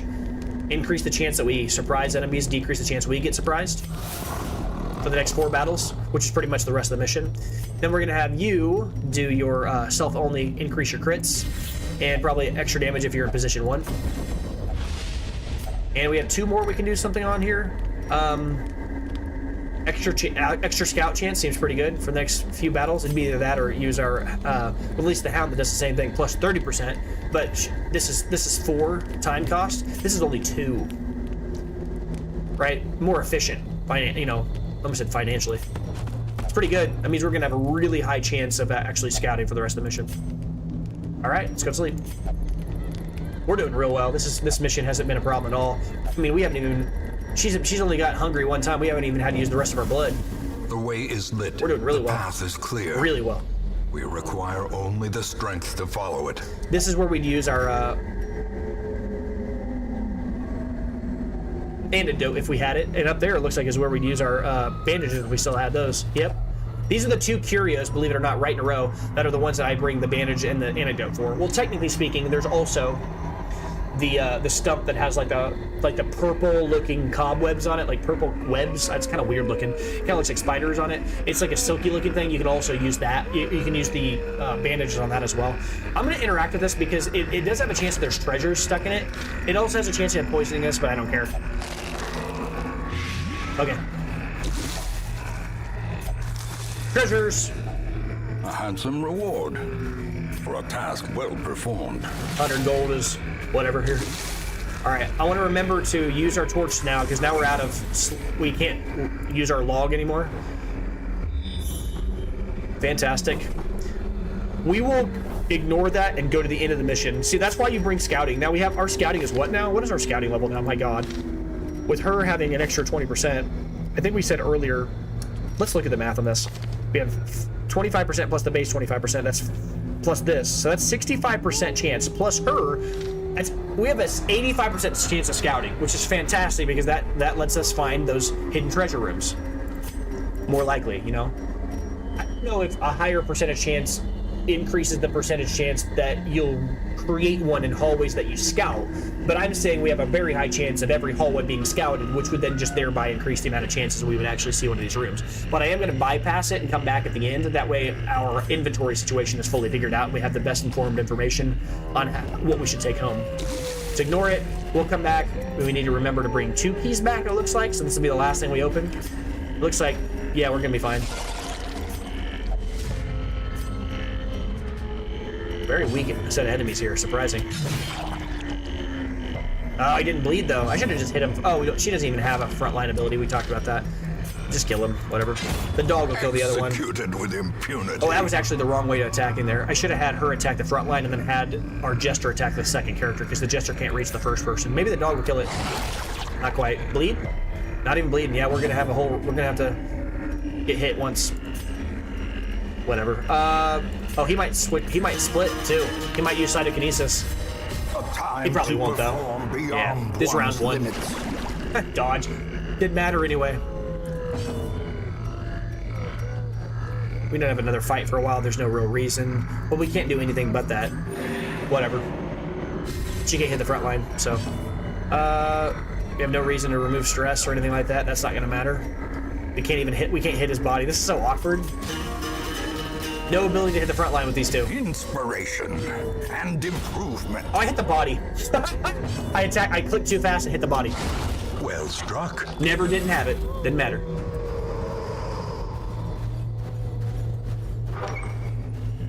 Just fat fingered, clicked super fast and just attacked the body with a. Jesus. Going crazy, pulling out her pickaxe to kill them. That's funny. All right. Hunger check is fine. We don't really care about that. Shovel, it's fine. She's gonna interact with this. Oh, she didn't. Look at her go. She didn't do it this time. I'm gonna use this on it now because even though we don't really need the food, normally I would interact with the curio on the way back, but we passed it this time without her interacting with it. There's no guarantee the way back she won't interact with it, so I want to make sure we don't accidentally have her do that later. And we can stack the food anyway, so it's proper to do it now. The last one's here. That's good. Scout. One more scout. Nothing in that hallway, that's fine. We're gonna be very careful not to end the mission on accident. Let's be very careful. Yep. Continue adventuring. It's always a bummer whenever you accidentally click that. See what this last curio is, if there's anything of value. It is. You can use your shovel on that. Alright, citrines we don't care about, but we'll take the bust. I'll take the citrines because I actually have a lot of open slots, and there's a non-zero chance we take it. Because on the curio interactions on the way back, maybe, yeah, that's fine. Maybe on the way, because think about it, we're gonna drop we have 5 slots. Hold on, 1, 2, we have 2 blank slots, plus the food, that's 3, plus all the top 4 right slots. We have 7 slots that we're willing to trade for, so yeah, we should take the citrine. I mean, we're probably not gonna use up all the slots we have. I'm using the torch just here like it matters. All the enemies are dead, but I'm not gonna give her blood here. There's no reason to give her that. That would give her an attack buff, and I want to use as much of her. She has like an internal counter, right? I think the game tracks how long they've gone without eating, and it's tracked by how many like spots how far they've walked. And there's no reason to feed her blood craving right now when I could instead just let her sit at home and craving. If we end the mission and she's still craving, that's 1 extra week she'll be craving before she gets to wasting. It's just optimizing the amount of time that she's whatever. You understand what I'm saying there? All right. Oh yeah. Great. That's right. This is good. Finding the stuff is only the first test. Now it must be carried home. Got ourselves an extra citrine. Sure. Still not worth it. It's still only 750 gold. It's so bad. All right, skeleton key it up here. All right. Packs laden with loot are often low on supplies. All right, now the food, this is 50 gold. This is 25 gold, this is 20 gold, and this is 20 gold each. So the torches have, so this is 20 gold, this is 20 gold, this is 25 gold. So it's semantics. I can drop the torch or I can drop the skeleton key in terms of value. Remember, you get to get value when any additional resources that you bring home from your original trip, you can sell at a loss, but you get value back from them. So we just drop the key. You could have dropped the torch too, it doesn't matter. Oh wow, up here I didn't even see it. We had our buffs. I didn't see the buffs up here. The camping buffs, I didn't see those. That's good to know. Good fortune and hard work may yet arrest this plague. All right, it's quite a bit of money. 20,000 gold on a green mission. It's pretty good here. See, and nobody hit level 3. They're all still level 2, so I can immediately follow this up with another mission. Thick blood is good. Slugger's okay. Fear of Mankind's bad. Skilled Gambler's not good. Syphilis is bad. And this guy is just struggling. Minus accuracy, minus damage, minus 10. Yeah, that's not good. I want to bring him with us. That kind of sucks. I might have to leave him out around. Man, that kind of sucks. I don't want to do that because I want to make sure he's ready to go. Pallid light filters its way through the rotting boughs. Let us press on. I might bring him with us, even though he has that bad stuff. He did lock Luminous and Tippler. I don't want him to lock Fear of Mankind, but and it does suck that he has Syphilis, but just casually cast Syphilis from what, dude?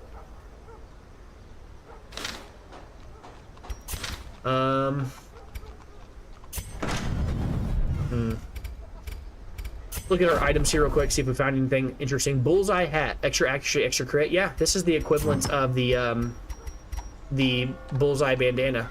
Same item, but for the other class. We're gonna buy that. We'll use it on her. I mean, even into the late game, I'll still use it. The Berserk Charm we don't need a second one of, but I mean, it's a solid item. We just don't need a second one most of the time. I don't see a world where I'm gonna use 2 of those. I guess I can start increasing the wagon size to see more trinkets drop, but I'm not really that worried about it. Again, as I said, like my main focus right now with my extra busts, I'm really hoping to unlock the patient cells here and get this to 60 so that I can start like locking our final quirk, you know, every week. Give me just a second, I'll be right back. Oh, I'm sorry. Athena Cole here. Hello, how you doing? I'm sorry, I didn't even see you in the chat. I apologize. You jumped in chat and then you were gone. I didn't even see you. I'll be right back here for those of you that are watching on the VOD. I'll be real quick. 1 second.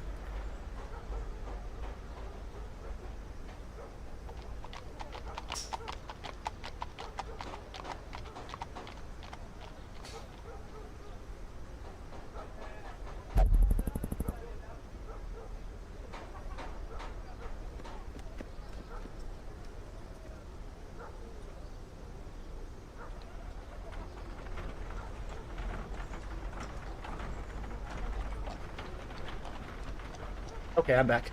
All right, so let's continue on here. Do I want to take Dupe Esquire and remove his disease here?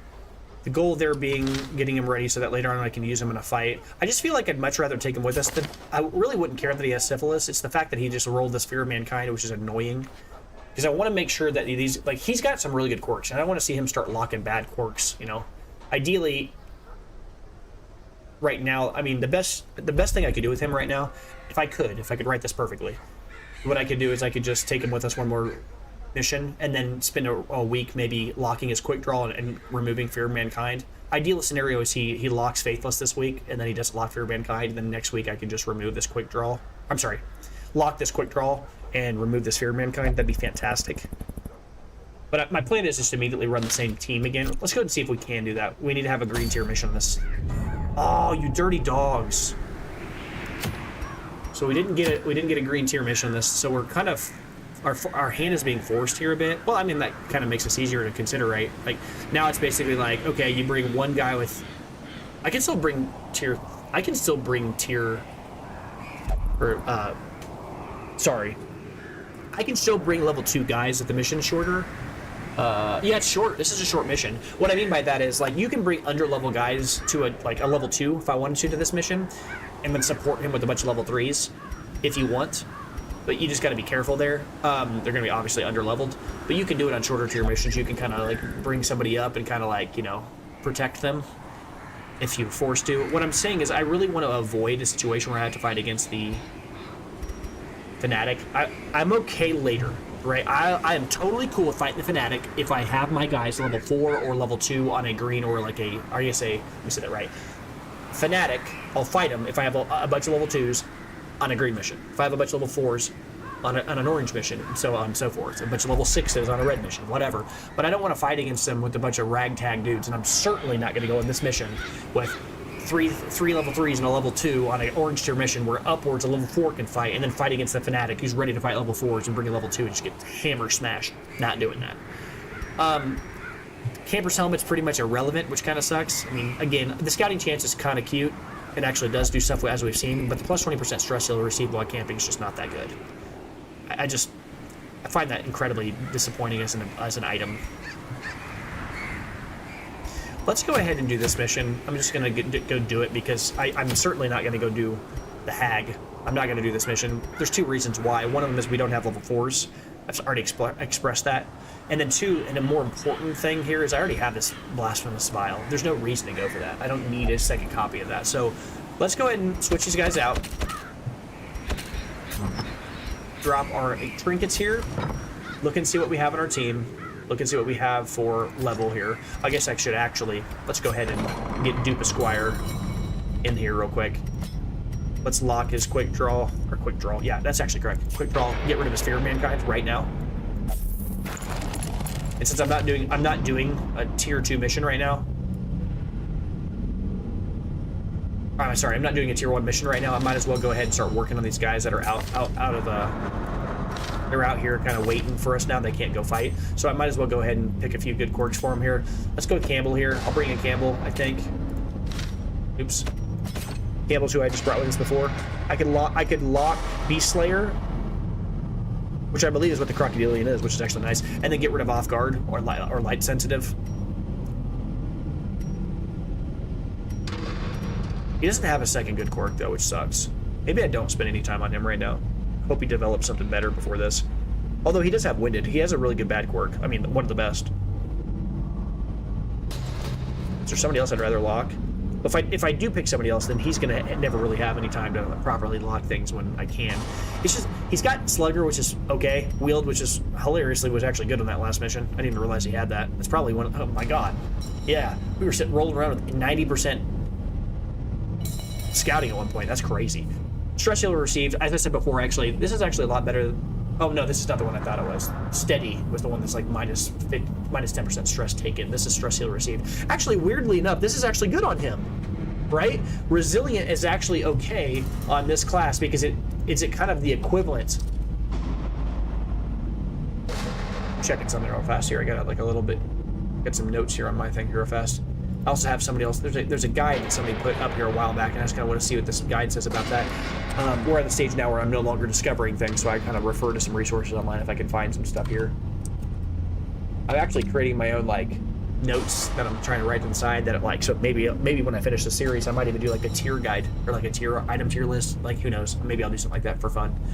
Am I just spelling that word right or wrong? Resilient. Oh, I'm looking at the negative quirks. That's why. All right, resilient. Yeah. So.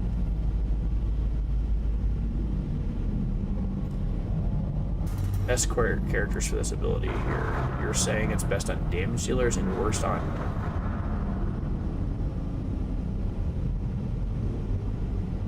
Yeah. So they're saying, ironically, they're saying, this person says, whenever your setup stalls, I found a guide on Steam. It says, when your setup stalls, your stress heals heal you so much that one extra stress heal, right, is not going to make a difference. It's not valuable. Oops. He's saying it works on stress heal. It works on stress heals, on crit and kill, and that is what the stronger. Oh, yeah, that's a clever idea. Yeah, okay. I can see why. Okay, yeah. So damage dealers, that's what he's saying. So if your damage dealers have no mechanism whereby they reduce their own stress, if you have resilient, then that would make it more likely that if when they crit, they get extra removal, and they just occasionally remove a little stress here and there, you know. Okay, I can see why. Like, you're basically helping the characters who have no real way of removing stress. I was thinking resilient would be decent on him specifically because he removes so much stress, but I guess it is one of those arguments where it's like, you know, it's win more. He's already a good stress reliever, so maybe you don't need that. That is interesting though, because there are a lot of characters in the game who I would say are better whenever you do lean into their strengths rather than like that, right? Like we talked about how characters like the Flagellant, you know, when his health is like super low, you want abilities that deal extra damage when his health is below 50%, like 5% crit whenever his health is below 50%, 5%, you know, 10% extra damage when his health is below a certain amount, or extra dodge, like risk takers, like extra dodge, like 10 extra dodge when your health is below a certain amount. So it's actually really good on the Flagellant. But in this case, an ability that synergizes well with him, like Campbell, because Campbell's always stress relieving all the time, is not so good because he's relieving so much raw stress anyways that you kind of need to work on other things with him. No, if I agree with that. I don't think it's a bad thing on this character. Yeah, hold on. I don't know if I agree with that at all. Because what you're basically saying is that, like, Hippocratic heals other people, so Resilient doesn't, it's not a fair comparison. But there's another ability, Gifted, I think it is, right? Is it Gifted? Spiritual. Yeah. So is this person's guide saying that spiritual is bad on the Vestal? Because the Vestal having spiritual, healing yourself or more, I don't agree with. Oh, actually, I guess there is a difference here, though. There is a difference. Because spiritual governs 2 abilities, whereas with the Jester, it only governs 1 ability. And additionally, this is healing 4 people at once with Divine Grace or Comfort, whichever one is that heals their team, right? Is it Comfort? Divine Comfort hits everybody, and then accidentally with this quirk will be healing for 25% more. Plus, it's 25%, not 10%. So maybe that is fair. Maybe Spiritual is just really solid on the Vestal, and then the extra stress relief from Resilient isn't as good because even though he has his ability to play his old clown banjo, as they call it, or his Gesture's lute, even though he could relieve a little extra stress, and he's only receiving 12 or so stress relief, it's like 1.2 extra, maybe 11, 1.1 extra, whatever. It's not that much of a difference. I guess that's fair. But that's a bummer though, because then it's like, okay, now I really don't have anything extra to lock on this character. And again, I'm not super sold on Slugger, especially on classes who aren't trying to attack all the time. This character is not attacking all the time. Let's see what the guy was saying here on it. I'm just curious. Slugger. Yeah, this guy, I talk about tiers. This guy actually has his tiers just like I talked about. He talks about A tier, S tier, B tier. He has an E tier though, and an F tier. See, I haven't. I was like S, A, B, C, and like I said D. I think I might have said F, but like I never had an E tier. This guy's like got it all out. He's got it all listed out. It's pretty cool. Might just copy this over and use it for my own, like make my own version of this. So like as a final video for the series, as a send off, maybe I'll do something like that. Talk about what I think is good, what I think is bad, and all that stuff. Eventually.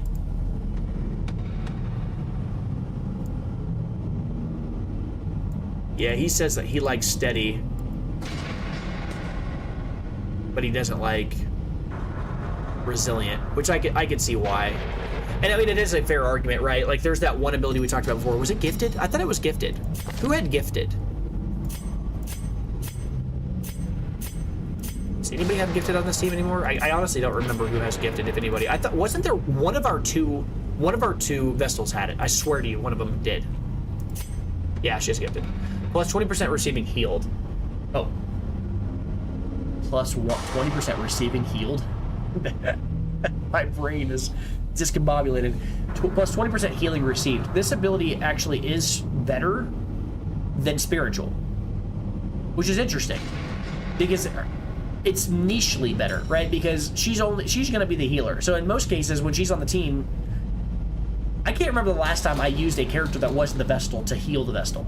But technically speaking, this ability is better than spiritual because if I have, let's say, her, the Vestal, alongside the other her, which would be in this case like let's say the plague doctor, the plague doctor could theoretically heal her for more. So I guess gifted is better. Interesting. That's funny. All right, so looking through here, I think I want to level up Campbell, but I just don't see a reason to. He hasn't really developed anything else. I mean, I do want to get, I don't know. Light sensitive is bad, off guard's bad. I'll do it. It feels a little weird locking something on a character who doesn't have any other good quirks.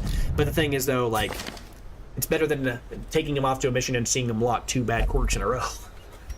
And we are at a point now where I have enough money that I can kind of do that and, you know, speculate a little bit and be all right. Now let's see who we have in here. Any new characters? That's good. Early risers are great. Fairweather fighters bad. Bad gamblers irrelevant. But irrelevant. I'm sorry. I was thinking that was good gambler or whatever. Skilled gambler. Bad gambler is great. It's great, right? Because we can basically not have her ever gamble. Now, this is a little sneakier than the other ones that'll say, like, can only drink in town. Can never drink in town. Can only meditate for stress relief. This one actually will let her do anything she wants, but if you forget and you send her to go gamble, she might lose 1,000 gold or something. So, not a big deal at this stage in the game, but honestly, in a lot of cases, I think this is fair to lock. What does this guide say? I'm really curious. I'm probably gonna say that quite a bit because now I'm looking at a guide. I might just see what people say about it. Bad gambler. Bad gambler, D tier. You lock these because you don't want other bad quirks to develop. Yeah, that makes sense. Yeah, that kind of lines up. This guy says bad gambler is the worst D tier quirk that you can get. Or I'm sorry, the best D tier, because this, I guess on this list it'd be flipped. The only quirks that are worse than bad gambler, or I guess better than bad gambler, are winded and risk taker. Dude, winded and risk taker, exactly the 2 I picked that I said are incredible. That makes me feel real good. He also puts all of the abilities or all the quirks that are like gambling, unquiet mind, gambler, a witness, deviant taste, known cheat, all of those at the bottom as well, just like I did. And puts flagellant and love interest at the very top of that list because they cost the most. I feel like invigorated, and I feel like, you know what's the word? I feel confirmed. That makes me feel good. My experience is similar to this guy. Okay. Awesome. I'm gonna have to look at this list a little bit more later. This will make me happy. I'm gonna look at that list. All right. If he disagrees with me on something, I won't say it though. I want to sound like I'm right. I'm just kidding. All right. Second wind. Beast Slayer I think is good again. Hagium. Okay, hold on. 10% extra damage when the HP is below 50%. As I said, this is only good on one class, and that is the Flagellant. Really. Beast Slayer's great. And it's the better one, right? As I said, Slayer is better. Let's look at the guide. Let's see what people say. What does this guide say? Is Slayer better than Eldritch Slayer? Eldritch Slayer and Beast Slayer both in his S tier, and he does have Slayer higher. Yep, that's what I was thinking too, because I think accuracy is better than raw damage. But I also think that's actually not the comparison I was trying to make. Not accuracy, I meant to say crit. I think 5 crit is better than 10% damage. Isn't that what it does? The other one? Is it? What's this guide here say? Oh, it's 50. That's right. The hater ones give 15% damage. And as I said, I think 50% damage is weaker than 5% crit. I think it's like every 1 crit is 5% damage-ish. Right? 5% increased damage is like the equivalent of like 1% extra crit in my opinion. Ish. About-ish. So whenever I get something that's like misses the mark, minus 2% crit, that's the equivalent of like 10% less damage. Kind of in my mind. It's not exactly how it works out, but that's kind of how I've mapped it in my head. So this kind of, if that were the case, this then reads plus 25% extra damage versus beasts. Not actually, but like the extra 5% crit is crazy. And in a class like this guy, who's a damage dealer, 8% crit modifier on collect bounty, plus 5% crit off his weapons base, plus 5% crit against beasts. If he's against a beast, he's going to hit for 18% crit chance. Sign me up. And this is only going to get better over the course of the game. Yes. I like it a lot. He's a character that's worth taking. I could lock that, get rid of... I don't really care about Hagiomania. No, sorry, this is the one I was thinking of. I was thinking of Sidiomania, the food one. Hagiomania we don't like. Obsessed with Sainthood. I think this would make him interact, I'm assuming, with all of the altars. Or maybe all of the good altars, right? Like the ones that you see in the ruins. Maybe also like the confession booth. I don't know, maybe. But Beast Slayer is like a super like S tier quirk. And on this guy's list here, he's got it as the 5th best quirk in the game. So if this guy knows what he's talking about. I'm assuming he does. He made a guide. He's got to know. But no, I might see if there's a character I could drop for him. But I don't know though. We're kind of slim pickings though, or I guess we're in a very tight list now. We've got a very tight list of bounty hunters because we cut our level 6 guy to take one of these guys. Warrior of the Light and Tippler. This is good. These are both really good. I like Warrior of the Light a lot. But again, as we're saying here, 10% damage. Conditional 10% damage. Is that better than a raw... Or I guess that's not raw. It's bloody raw. Is that better than 5%? You know, because like this is more niche, right? Like it's 1/5 or so of the enemies in the game, right? Because as I said, in the base game, you've got beasts, you got humans, you got eldritch, you got unholy. But then with the addition of the 2 DLC, you've got husks, which are only in one location, so that represents a very small percent. Let's say 5 to 10%, maybe like 8% of the enemies in the game. And then you've also got bloodsuckers, who represent, I would say, probably like 15% of the enemies in the game, because you see them outside of the main location. As the game progresses, though, if theoretically beating the boss actually, or beating the courtyard does lead to us, I don't know if beating the courtyard eliminates those guys from the game, but if it were to eliminate them, then that increases the relative ratio of other enemy types in the game. But what I will say though is that there are as I said, I think that like a larger percentage of enemies in the game are beasts and eldritch than humans and unholy, for sure. Question is how much more. I think just by feel, it's probably like 20%, 20%, 15%, 15%, and then whatever's left. Or maybe it's like 25%, 25%, 10 or 15%, 15%, and then whatever's left. I don't know. Beast Slayer is really good. But do we have the space? We have 2. We have a natural swing and a mankind hater. I don't like that. It's okay, but it's like, as I said, this is probably like a C tier or whatever. What do they have the haters at? Oh wow. Okay, he has Mankind Slayer at B tier. Okay. I guess maybe you can make an argument. He says there are a lot of humans everywhere, but they tend to be earlier enemies in the darkest dungeons. Oh, they tend to be the easier enemies, not the earlier enemies. They're nice to have, but they're not that impactful in the darkest dungeons. I don't know what that means. Oh, maybe the darkest... I might be spoiling a little bit for myself there. The darkest dungeons might not have as many humans. I don't know. Whatever. But he has Unholy Hater at C tier. Yeah, he has that really low. Like I said those are C tier, but he has Mankind Hater a little higher up, which is interesting. I can see that. As I said before, like there are a lot less humans, and there are beasts and eldritch, and there are a lot less unholy than those other two as well. But the humans are spread across the whole map, and there's a higher percentage chance at any location you'll run into a human than an unholy, right? Because you don't run into unholy on any other map, except occasionally I think you run into skeletons at the Weald, I think. Yeah, that's the Weald that you run into them, the Bone Boys occasionally. But Natural Swing, he's got that at A tier. That's about where I said it. I think that's literally what I said.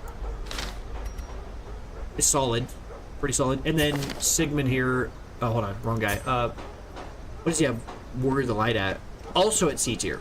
Or I'm sorry, no, at A tier. Yeah, okay, so we've got, I guess we got two A tier quirk guys here, both with a locked quirk already. Tippler's good. This is pretty good. He's got natural swing, which is pretty good. Mankind Hater, we don't really care that much about. It's okay. Like, so an A tier to B tier, and here we got an A tier, and then the other guy we've got over here, he's got a Beast Slayer locked S tier. So we're now at a stage in the game where I could literally drop him and feel okay with it, right? Like we could drop somebody and take him. I might do it. I might literally drop a guy here. I'd drop Sigmund if I was going to drop someone. Why? Well, because even though he locked Natural Swing, which I think is actually slightly better than Warrior of the Light in this guy's list, and as I said, I think they're about the same. The one thing is this character is level 0, and this Man-at-Arms is level 1, and he's already got all his abilities unlocked. Sigmund does not have anything unlocked. Neither does Bonvalet. I almost said Bonlave. Whatever. Neither of them do. So this would be an upgrade on that. Even though this guy's, I've already spent a little bit of money to lock Natural Swing. Natural Swing's okay. I mean, it's a solid quirk to lock, but it's not like exciting. But I like Beast Slayer.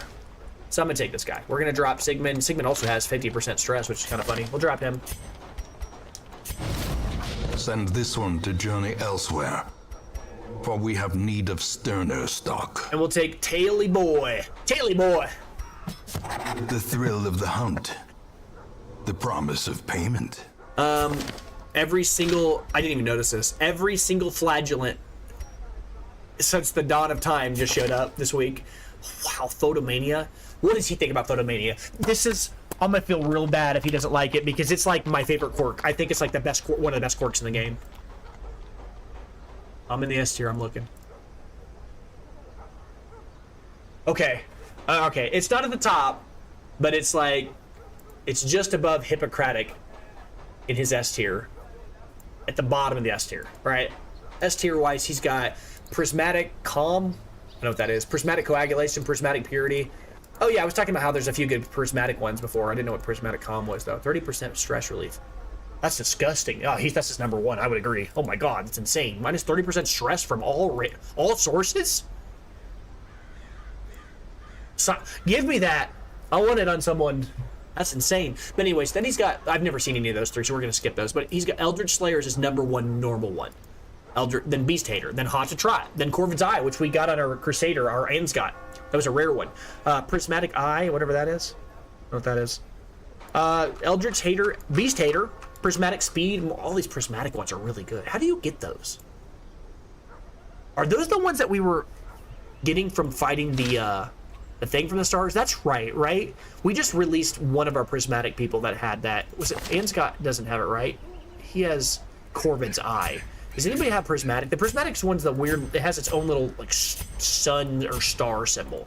Do we have anybody left that has that? Because I think I dropped a few people that had it because I was like, what am I gonna do with this? It was like plus 25% chance or plus 25% resistance to debuff, and I was like, that's kind of what? I don't care about that. There was one that's like prismatic defense. It was like chance to move was decreased or something. Yeah, I think I got rid of everybody that had it.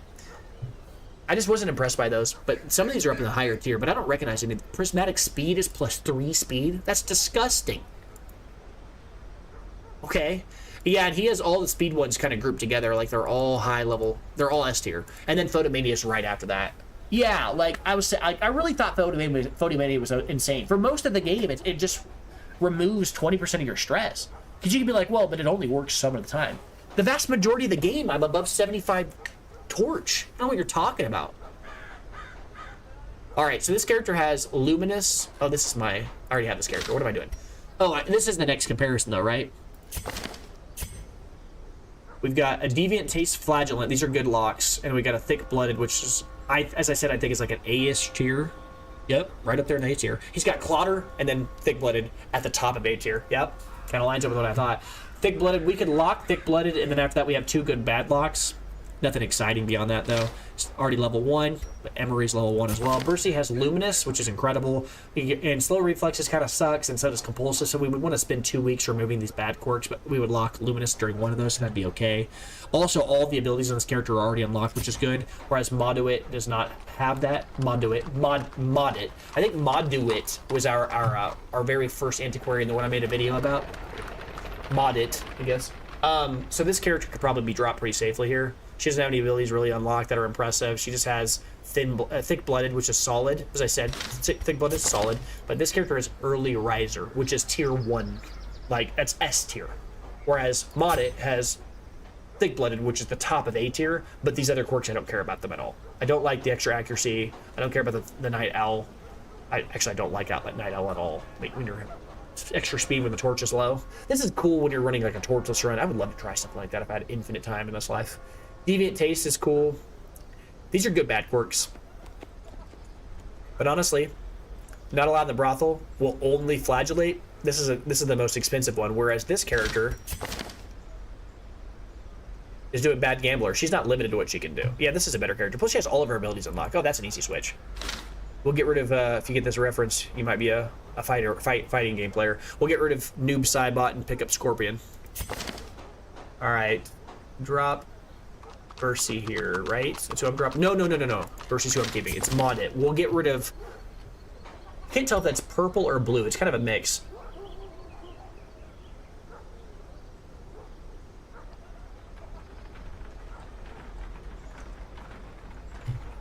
I'm trying to remember the name of the character in I'm saying Dragon Ball Z. The name of the character in Mortal Kombat. Ermac is reddish, like pinkish, kind of salmon colored. Is it Rain? Rain? It's been such a long time since I played that. Rain, Mortal Kombat. Ah! Nailed it. It's Rain. Alright, yeah. So, yeah, get rid of Rain here. We'll get rid of Rain. Those without the stomach for this place must move on. And we'll take Scorpion. My buddy Joey would love this. He loved Noob Cybot. Oh, he liked Noob Cybot, but he really loved Scorpion. So this is like his combo. My combo would be more like. I guess I also like Noob Cybot too. But I love Sub-Zero. I actually did like Ermac. I liked Rain. Actually, back in the Sub-Zero, and those are my two most played characters. And I played a few other random characters like Cabal and a few weirdos that might not even get played. They might not even be on the main rosters nowadays. I don't even know who. I don't even know. I played a few recent Mortal Kombat games once, and I was like, I don't even know half the cast anymore. It's wild how many new characters there are. Some of them were still there, but then I was surprised at how many of them weren't. I was like, you're just missing some of the characters I just thought were core characters. It blew my mind. But anyway, that's a whole different game, so we're not going to talk about that anymore. Anyway, looking at this though, his name is Do-I what? His name is Do-I. Photomania is incredible. I'm going to take him if I can. We don't actually have a good flagellant. The flagellant we have, Drew, has Clotter, and he has... Actually, no, he had Unyielding. Wow, he's actually way better. Clotter. Look at his 100% chance to...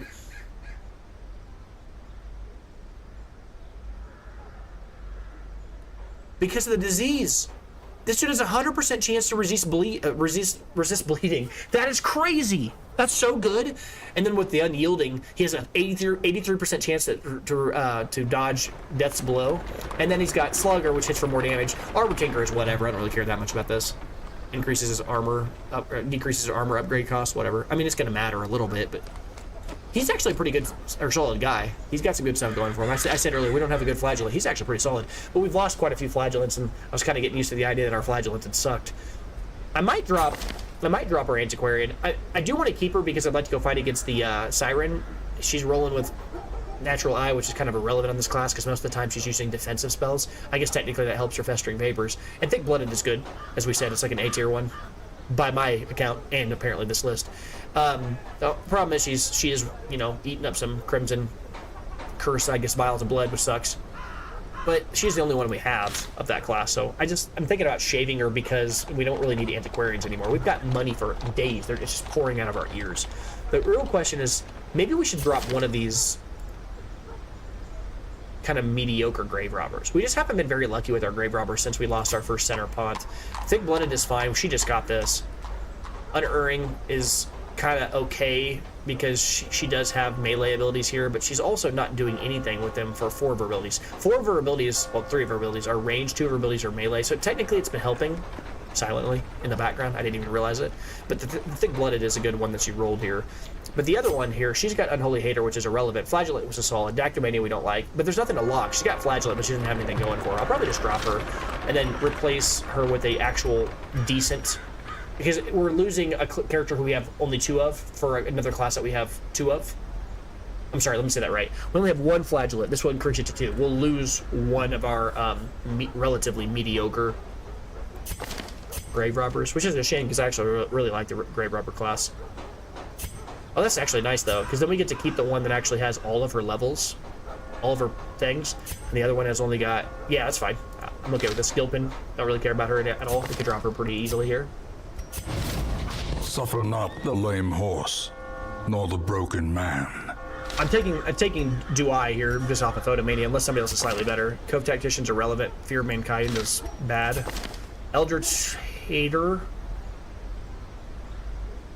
Weak Grip on Life is bad. Ooh, on this character? Ooh, really bad. Kleptomaniac's also annoying. I get so tired of that ability. I might take him just off of the Eldritch Hater, then immediately remove the Kleptomaniac and the Weak Grip on Life as well, too. Oh, that's actually funny. Warren Scrounger's actually playable on this character for a little while, right? Because he's a bleeder, so he's going to be on the Warrens most of the time when we bring him, so a little bit of extra value there until we find something else better for him. We could take him. I'm certainly going to take Duai for sure. He's going to be our first one we take. And then after that, we want to see if there's anybody else who has quirks that we just don't really like at all. Drop somebody who I think is kind of mediocre here. We have 3. Yeah, we have 3 of you now. Thick-Blooded and Gambler are both good. Weapon Tinker is the same thing, basically, as this guy, right? No, it's the other one. Wow. Well, he does have the Crimson Curse. I don't really need another leper running around with the Crimson Curse. We've already got one. I could drop Collier and not feel that bad. I mean, Thick-Blooded is an A-tier quirk, but it's not S-tier. And this guy has an S-tier Eldritch Hater, and he also doesn't have the Crimson Curse. Let's do it. Let's drop this Princess Leper. We already have 3. We don't need 3. Another soul battered and broken. Now I say Cast that. aside like a spent torch. Now I say that I understand that I'm now actually getting a 3rd. I'm picking up a 3rd Flagellant here, but they're very low level. We're just kind of trying to develop this lower class of guys here. All right, let's sort by class here. Make sure that all of our guys look a little different from each other here. I'm going to change this one so he looks a little different because I mean, they have the same colored clothes now. That's the same one exactly. All right, now they're different. They're all different colored hoods. What's the other one? Does he only have 3 colors? Oh, he's black in this one. Hoods are different colors. It just didn't look the same. Man, those are almost the same clothing. I wish they were right beside each other so I could see this a little closer. So he's got, it's a truly white hood with a green, like, thing around his, and this one's all orange. Okay, I see it. And the hood is more like kind of a, got a little bit of a reddish hue to it, maybe like a pinkish hue. But this is, like, these are the 3 most obviously different, black, red, and white. All right, so here I will go ahead and start developing, I guess, one of these flagellants. Oh, no, I already picked a few of them. Okay, that's fine. Let's go do a mission here, see what we got available to us. Oh, yeah, we were going to go do this mission. I hope I didn't drop anybody we wanted to bring. I forgot. Oh, actually, no, we didn't. We're fine. We're just fine here. Yeah, we want to go do this mission specifically because we have this resolve extra damage at this location, so we're going to do this short mission. We'll bring some level 2s, like 1 or 2 level 2s, and then mostly level 3s. I might even bring Drew here, help him start developing some bad quirks we want. He does a lot of damage. I mean, this guy's loaded. Clotter's good, really good, by the way, in this class. My God, he's already got a base 65% chance. You add in this, the fact that he has a Crimson Curse, he literally has a 0% chance to be bled. I've never seen that before. This is funny. And I didn't even think you could do that. I didn't know you could go to 100% of bleed resist. So this is wild to me. And, you know, oh, hold on. Part of that's actually coming, he's losing 10% from the disease, not gaining it. I thought it was gaining it. His base result, this guy literally has above 100% chance bleed resist, which doesn't technically mean he won't be bled because an opponent could have a 120% chance to bleed or something, but that's an enormous, such a high amount. And that's really good with something like Reclaim because he can just keep on spamming like slow heals over time. This ability is more powerful than regular heals for bosses because you can just throw this on guys. And like everybody's hovering, they're just hanging out at 0 health. And I don't care because they're just randomly gaining a little health, and the enemy hits for 10. He's like, I'm at 0, but guess what? Now I'm at 2 again, and they just keep on going back to 2. They don't care, and he's just keeping, or I guess 3, just keeping them all right above 0, and they're just trolling. Like, yeah, they'll all be on death's door, but not really gonna die. And this ability is really strong, especially with the ability to like not bleed himself when he uses it, or almost never bleed himself. That's crazy. I wish I knew the internal calculator, because it doesn't show on here what the chance that he's gonna bleed himself is, right? It just says bleed self, whereas everything else it shows the percent chance that the bleed resist will be lowered, or percent chance they'll be bled. It doesn't actually show in percentage on this ability what the percentage chances that he'll bleed himself is, which is interesting, because it's probably not thought about, right? I don't know. I'd have to look that up. But Armor Tinker, as I said, actually I can go level that up. I can get value out of that right now. I think he can level up his armor one time. Oh, crap, he has level 3. Ooh. Let's do it. He's just going to be our damage dealer. I could give him... I'm going to give him, as I say, I like to bring a heal on him. These other abilities are really good. They really are. Endure is really, really good. I think Suffer is probably my least used ability on him. It is strong, but it's one of those abilities that you really use like later game when you're trying to like push high dungeons, I would assume. Because the ability to like remove bleed from somebody and serve and keep them like on the fly, he could just go, and then like if he's a fast character, if like one of your teammates got bled as the last move of the last round, and they're like a healer or something like that that you can't live without, and they're about to die, they're on death's door, they're super squishy, they're already low on health and they're bleeding, he can like transfer the blood to himself, the bleed to himself, right? Clear a mark on them if they're marked, which is also awesome, because if they're getting marked and he's like, no, don't attack them, attack me, he's you know, flagellant, he's like a masochist. Then he also on himself makes himself the mark, so you change the focus, makes himself like decrease the amount of stress he takes on. He's ready for like the punishment, and then in addition to that, increases his death blow resist. So he becomes this guy that's like, come at me, try to kill me, because you ain't gonna do it. And this guy also has, because of what we said before, this unyielding. I don't know if temporary buffs allow you to go beyond the maximum, because I think we read online a bit ago that 87% was the patched amount. We'd have to check this later on, but I think the maximum amount now in the current version of the game, I saw a post from like 3 years ago, but might have been older than that. The maximum amount of death's door, I almost said death row.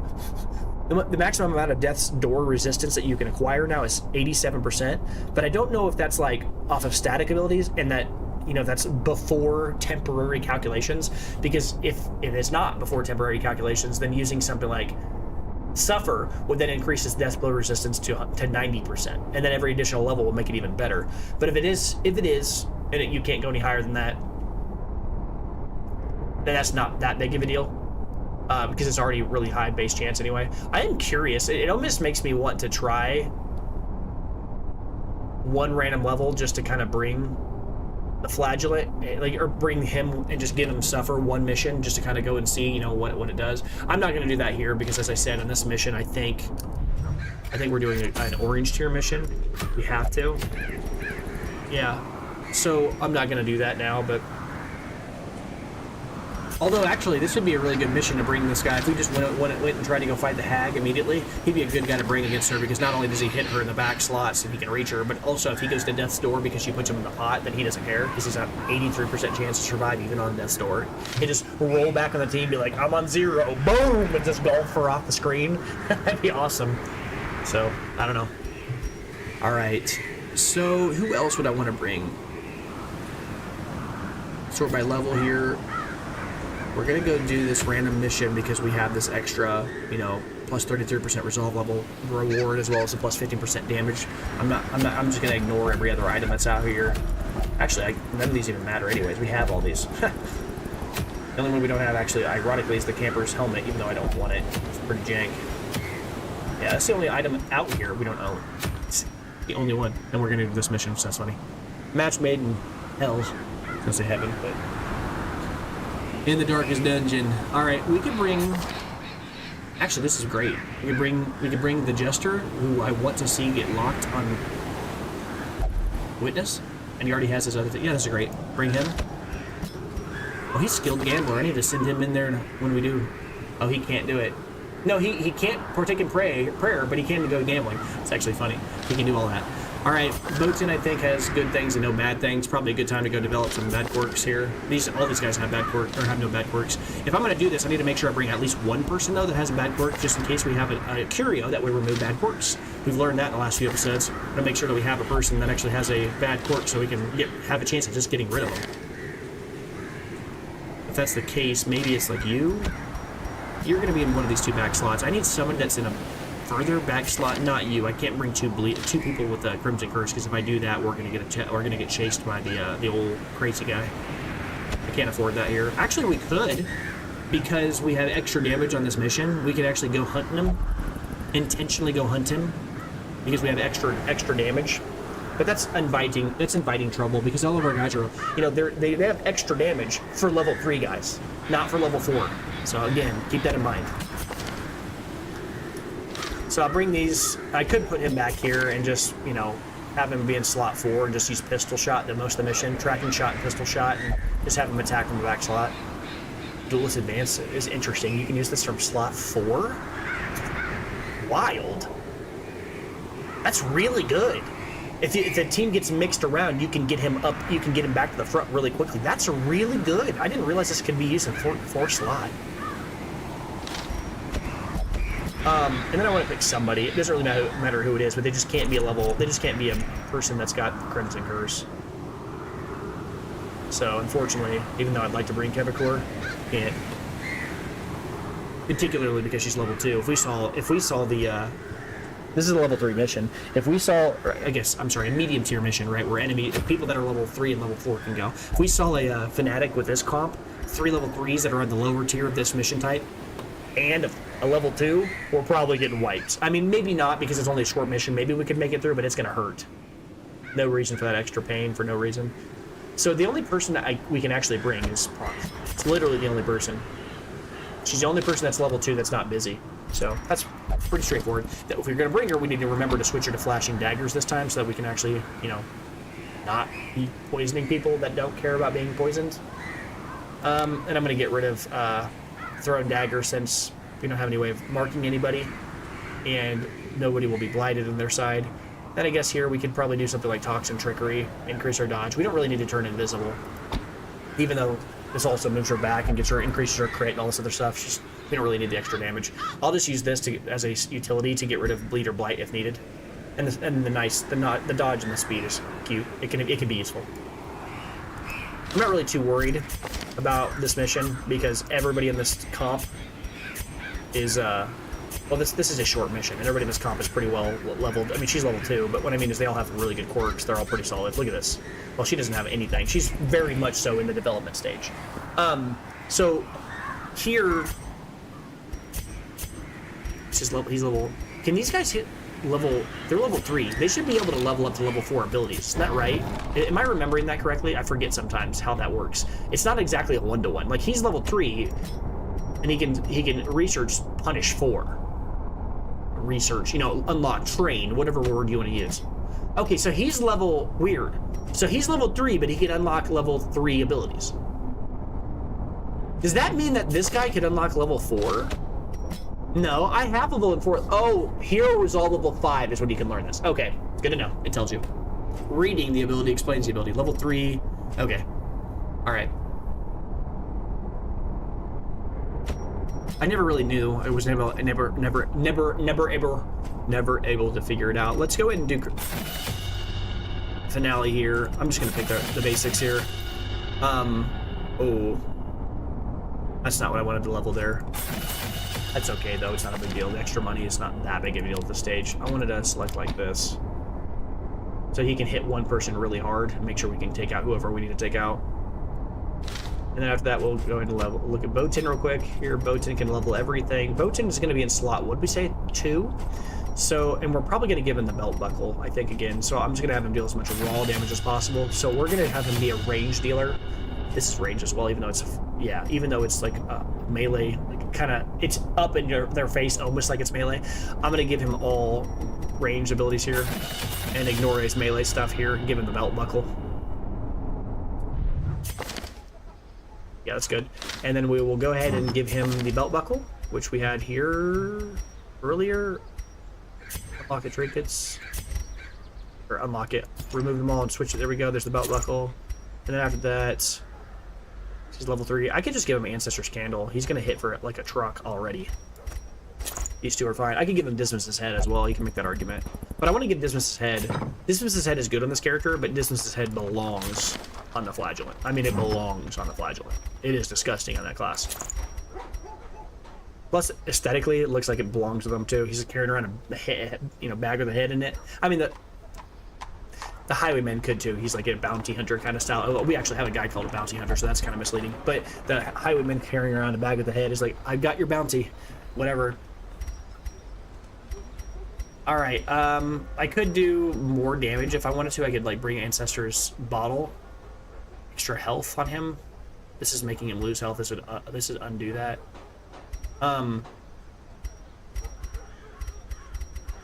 Do we have an actual healer on our team? No, we have stress relievers. No healer, right? So maybe an argument can be made that I want to give him additional health. Ooh. Remember, extra health is actually pretty decent on a Flagellant because when he gets below 40% health, he gets that steroid, and more health makes that threshold higher amount of health that he has, and he can. What I'm trying to say is, if he had 12 total, if he had 10 total health, and then he gets to 4, then he's at that. Then he's going to hit that like threshold. And he's going to get extra damage. But if he has 20 health, he gets to 8. Still gets that threshold. Still gets that buff. So giving him extra health actually is pretty cool because he already does a lot of damage when he gets low. So giving him extra max health is actually pretty good. So you can make an argument that I could give him something like the Ancestor's Bottle here, and I'll do that. I've been rolling around with extra food anyway, so that's fine. It's going to give him extra stress, but as we said, no big deal in this class. Plus, we're going to be removing stress like nuts anyway. It's one more reason to give him an ability that decreases the amount of stress he gets. I guess this would probably be the perfect class to get the Prismatic Calm, the minus 30% stress on. My God, that would be disgusting on this guy. Give him Lash of Soulless, and he just gets punched nonstop. He's just like, just hit me, I love it. That's so crazy. My God.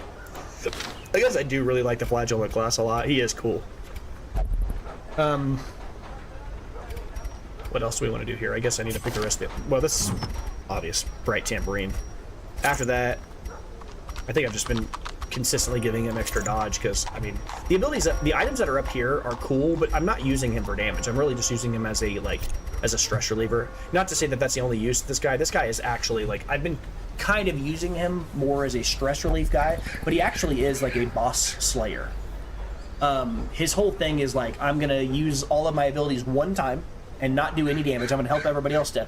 So he synergizes really well with his own ability, which I guess makes sense. But he's like, I'm going to make everybody else deal more damage. I'm going to help everybody in the team. I'm going to heal everybody through stress. I'm going to run forward, and I'm going to play a solo my loot. And then after everybody else has taken my buffs and dealt a bunch of damage to this boss, my final thing is a finale. I'm going to get the last say, and I'm going to hit him for 25, 30 damage all at once because I haven't done any damage this entire fight, but I've been stacking those buffs while my friends have been dealing damage off those buffs, and now I'm going to hit you with the finale. It's a really clever design, honestly. But yeah, that's what I'm going to stick with here. I don't really need him for damage. It's not really his role here. Already got this guy doing the damage. Upon, though, I want to focus mostly, I think, on survivability here. So we're going to give extra range skills and extra dodge, although I don't really have range skill selected on her. Is she in slot 2? No, she's in. It doesn't. I could have her in slot 2 or slot 3. I could choose. She's probably going to be doing kick to the face mostly. I could do. It's just that thrown dagger doesn't make any sense here, and neither did poison darts. She's mostly going to be a melee character here. That's unfortunate. Yeah, so I guess we're not going to use that item on her. But that doesn't mean it's bad though. I mean, I can still give her something like surgical gloves, which is great on her because she can move forward. Oh, actually, no. This is the perfect character, right, to do this with. What do our characters have right now? She's probably the person who I just stack our scouting items on. Yeah. I could give her something else, but why not just use the stack scout. Keep on scouting. Keep on smiling. The scouting is incredible in this game. Like, once I figured out how that works, wow. So give our scouting as much of a chance to trigger as possible. Let's go. One more check actually here. What do we roll for items? Did I already check that? Oh, I did. I bought. I do want to come in here and level this up. I was thinking about that too, but if I level that up, I'm stopping myself from leveling this up, right? What does this take? It costs 38. Oh, we've got a lot for this. We've already met the quota for that. It's honestly, if we reversed our busts and our crest would be there already. Well, crests are worth less, so that makes sense that we have less of the busts. I am going to go ahead and put a point into this real quick. Wagon size. Probably do 2 of them. But it will be hell if we get to enough busts. We're not going to get to enough busts next week. We need 60-something to get there. We're not going to get there. Let's just go ahead and level this up another time, because then we'll have higher amounts of trinkets to roll, which is good. Rarities and curios. Sold at a profit, of course. And let's go on in here and do this mission real quick and get our guys a leveling up. It does really suck that we're not going to have our Dupe Esquire with us. Well, what am I saying? I was thinking this was the original key group of people, that Dupe Esquire was getting his stuff removed, but both of those things are wrong. Dupe Esquire, we didn't remove his disease this week. We locked a quirk, and then the other guys that were on the team, like Krevicor and the other people who we had with us, whoever those were, aren't with us this week because Campbell, I think, was... Actually, Campbell is with us. No, it's Hallaker that's with us. Campbell's getting treatment. Yeah, 2 of our guys are getting treatment from last week because they're getting locked quirks because we found out that this week we didn't roll a green mission here. That's right. Yeah. All right, let's go do this real quick. It's a short mission. This should be relatively simple here. I'm not too worried about this. But it's actually great too, because then we can sneak in this extra level 2. This level 2 guy, and all these level 3s are kind of like, on the lower tier of this mission type. We're gonna be just fine on this mission. Shouldn't be any concern at all. Bring our food stack here. Normal 12 here, so I usually try to bring. I've been bringing 8 at the beginning of the game, but we don't have a healer, so I bring an extra 4. I will bring more though this time. I'm gonna bring some more because we don't have a dedicated healer. But also, this dude is rolling around with the Ancestors model.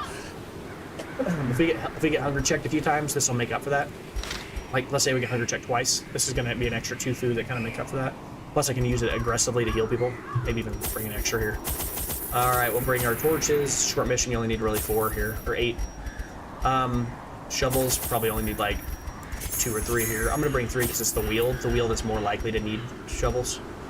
Anti-venom, I'm just going to bring 1 of each. I'm not bringing 1,000 of these guys. I've been doing that too much and throwing them away. I'll bring holy water just to throw it at a random curio and try to gather some more information. Like I've said before, we haven't discovered everything yet. We've discovered a lot, but not everything.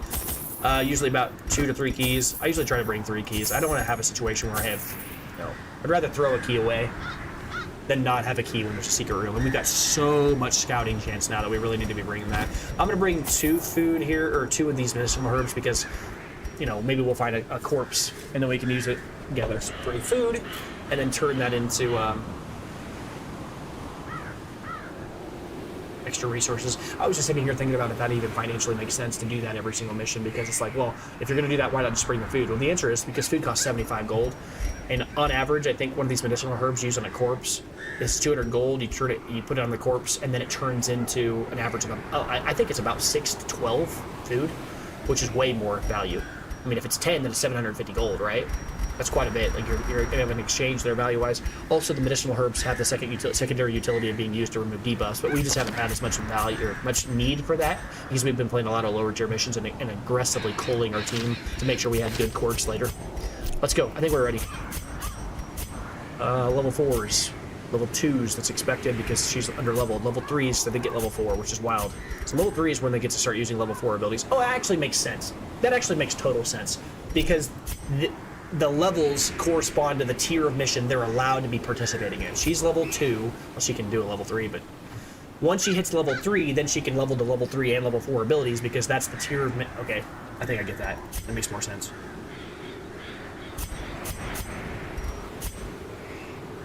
I need to bring blood. I knew I was forgetting something. I was sitting there paranoid. Man, we're almost out of blood. He's craving. I'm not going to bring more than 1 because I don't expect he'll need more than 1. But we need to grab blood if we can. Although we could also just do a gather the blood mission next. That won't even be a big deal. That's not a big deal. If we need to, we'll go do it.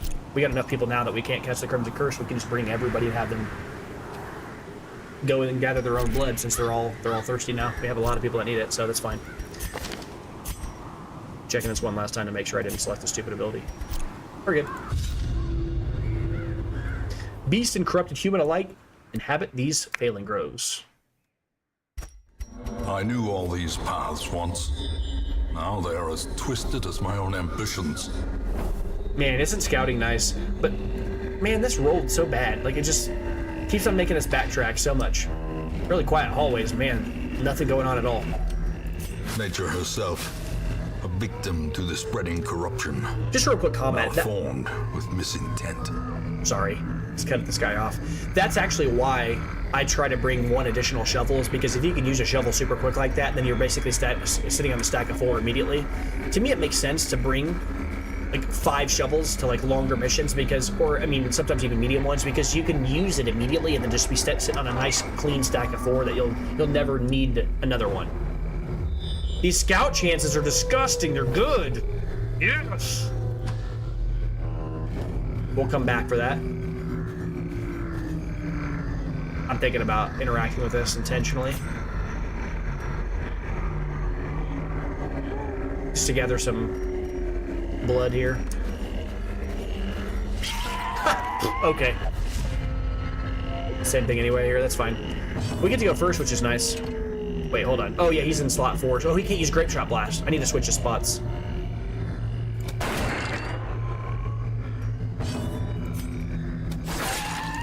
That's a lot of damage. He might just kill this back too right away. Oh yes. Oh, not quite actually. This guy said he's gonna use the I can already tell he's gonna end up using the thirst. Well, I don't know if they can dynamically change their ability after they've already been attacked. I don't know if they can do that. Yep, that's a lot. Yep. Nope. Oh, that's not the one that had the low health. Let's see if he uses the thirst. They do get to change it. Oh. So enemies get to change their ability selection after they get attacked. Or they get to, I think they do. This is how a life is taken. The reason I'm saying this is because you might be like, well, how do you know that?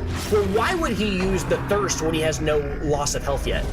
Right? If he starts the mission with full health, or like the fight with full health, you would expect that he would use the maddening wine. That's why a lot of the fights when you start off against these mosquitoes, they immediately use maddening wine like 6 times in a row, right?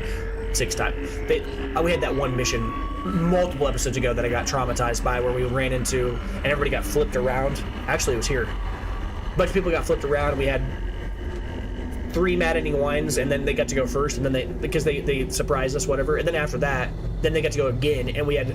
But by the time we got everybody where they were supposed to be, we had been hit by 6 maddening wines. Oh, just saying it makes me irritated. But they started the mission that way because they were all full health, right?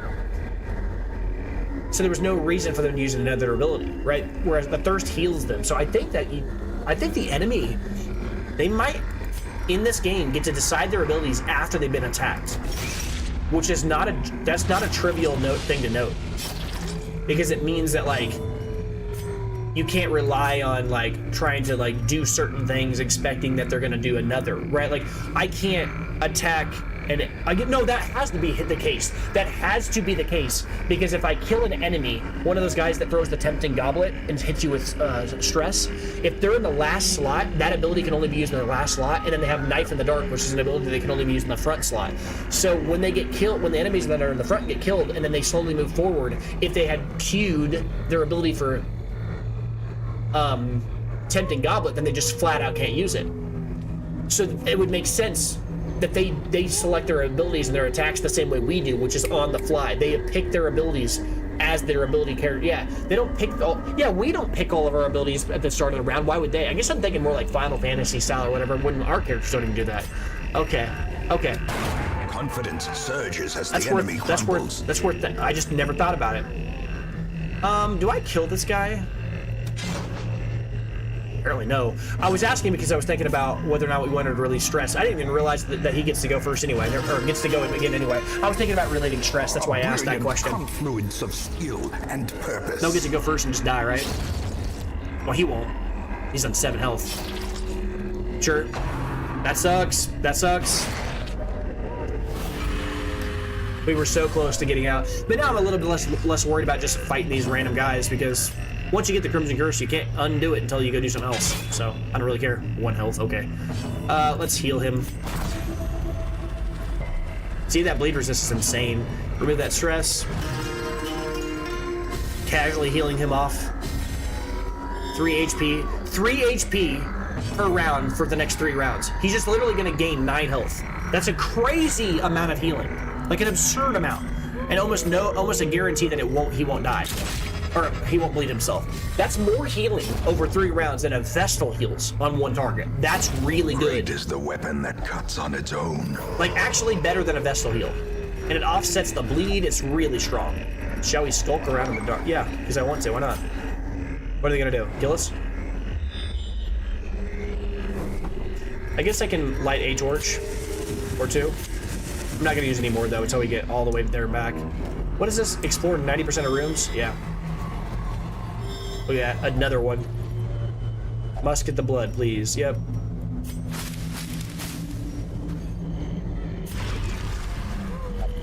I need another blood because this guy got the Crimson Curse, but we'll get to this mission, I think, before that matters. Glittering gold, trinkets and baubles, paid for in blood. I guess the question is, do I want to go all the way up here and backtrack that many more rooms, or do I just immediately cut and go back now? If I cut back and I go now, or if I cut back now, I'll miss these 2 curios, but I won't have to walk back as far, and I can just make the beeline to the end of the mission. It's probably a smarter choice. Or flashing daggers. Oh no, it hits slots 2 and 3. This is good. Oh, they actually had some bleed resist too. This is good. Oh, actually, that's a really good ability here. Oh, right, because this is tier 3. Right, this is a tier 3 mission, so they do have some bleed resist now. That actually worked out really well. I hadn't even thought about that. Great. I was talking earlier about this knives ability, this flashing daggers, the lowering the bleed resist of enemies not really mattering, because I was thinking it was a lower tier mission where they don't have that much resistance anyways, but never mind. I'm going to use this tracking shot because that'll allow me to hit the back slot. Because this reveals stealth guys, but it also increases the damage for the next attack, and then it'll allow us to kill this outlaw Fusilier at the end. It's kind of funny how the game trains you to want it, like over the course of the lower tier missions, you learn that you need to kill this guy in the back, and then right when you learn that he's the problem, then they turn him stealth, so just to kind of throw you for another loop. All right, so he's dead. He's not though. Blanket fire. Oh, nice dodge though. See, that's the ability. If you can dodge that first application, unforeseen, you feel pretty good. Unforgiving. It's a lot of damage. My God. Yep. All right. Solid. But see, now he gets this huge damage buff, right? Dazed, reeling, about to break.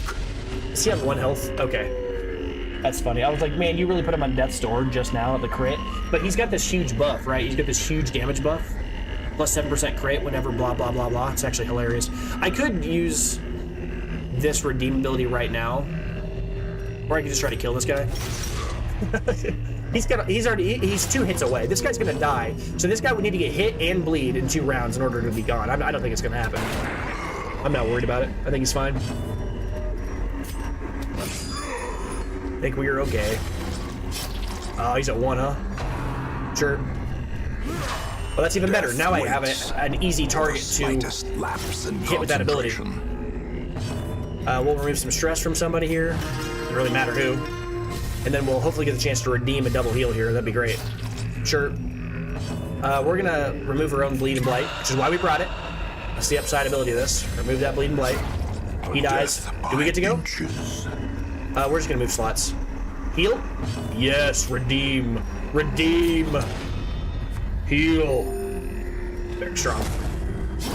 Prodigious size alone does not dissuade the sharpened blade. It feels good when a plan works out, right? All right. I guess we didn't want to open this yet. If only treasure could staunch the flow of otherworldly corruption. I said that I wasn't sure about going this way because I don't want to take a chance of... Hunger checks are one thing, but I was really talking about the real problem would be, we can check this now here.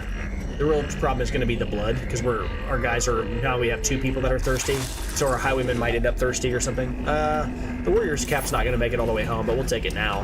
I doubt it. This is a short mission. Maybe it will. Oh, there's a trap. Look at you, being clever, or thinking you're clever. What's our chance of breaking this trap? 115%? We'll go for it. All right, because she's got the map. All right, we'll open this now. It's already been looted. That sucks.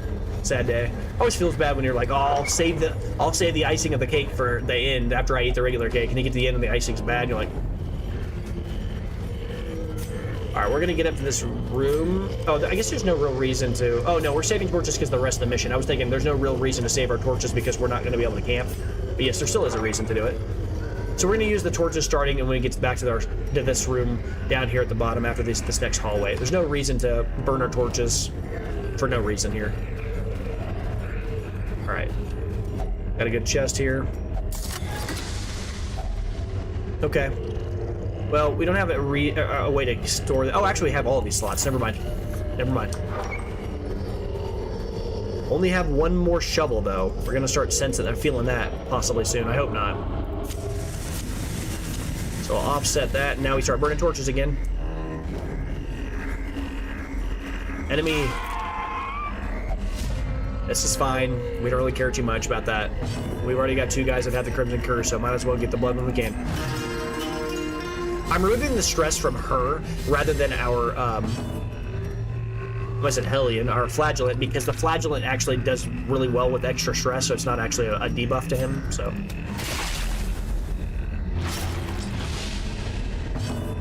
Now I can Grape Shot Blast. So much damage. Yeah, having him in slot 2 is a huge difference. All right, let's take out one of these guys if we can. Yeah, she's level 1 or level 0, so, or level 2, and they're all level 3 and 4, so. Yeah, here we go. Okay. I was gonna say, our poor Flagellants do not have a good record for not getting the Crimson Curse. I think every single time a Crimson Curse situation has occurred, our poor Flagellant has been hit by it. Man. Ew. We're feeling the damage. This is a tier 3 mission here. Okay, come on. He's already got it. A lot of damage. All right, I'm gonna go ahead and apply this. The ground Get the bleed on him. quakes. Get that back line hurting a little bit. And then if I get the chance to attack again here, I will reclaim. Their formation is broken. I don't think it's gonna happen now that Maintain that the happened. offensive. For that stress.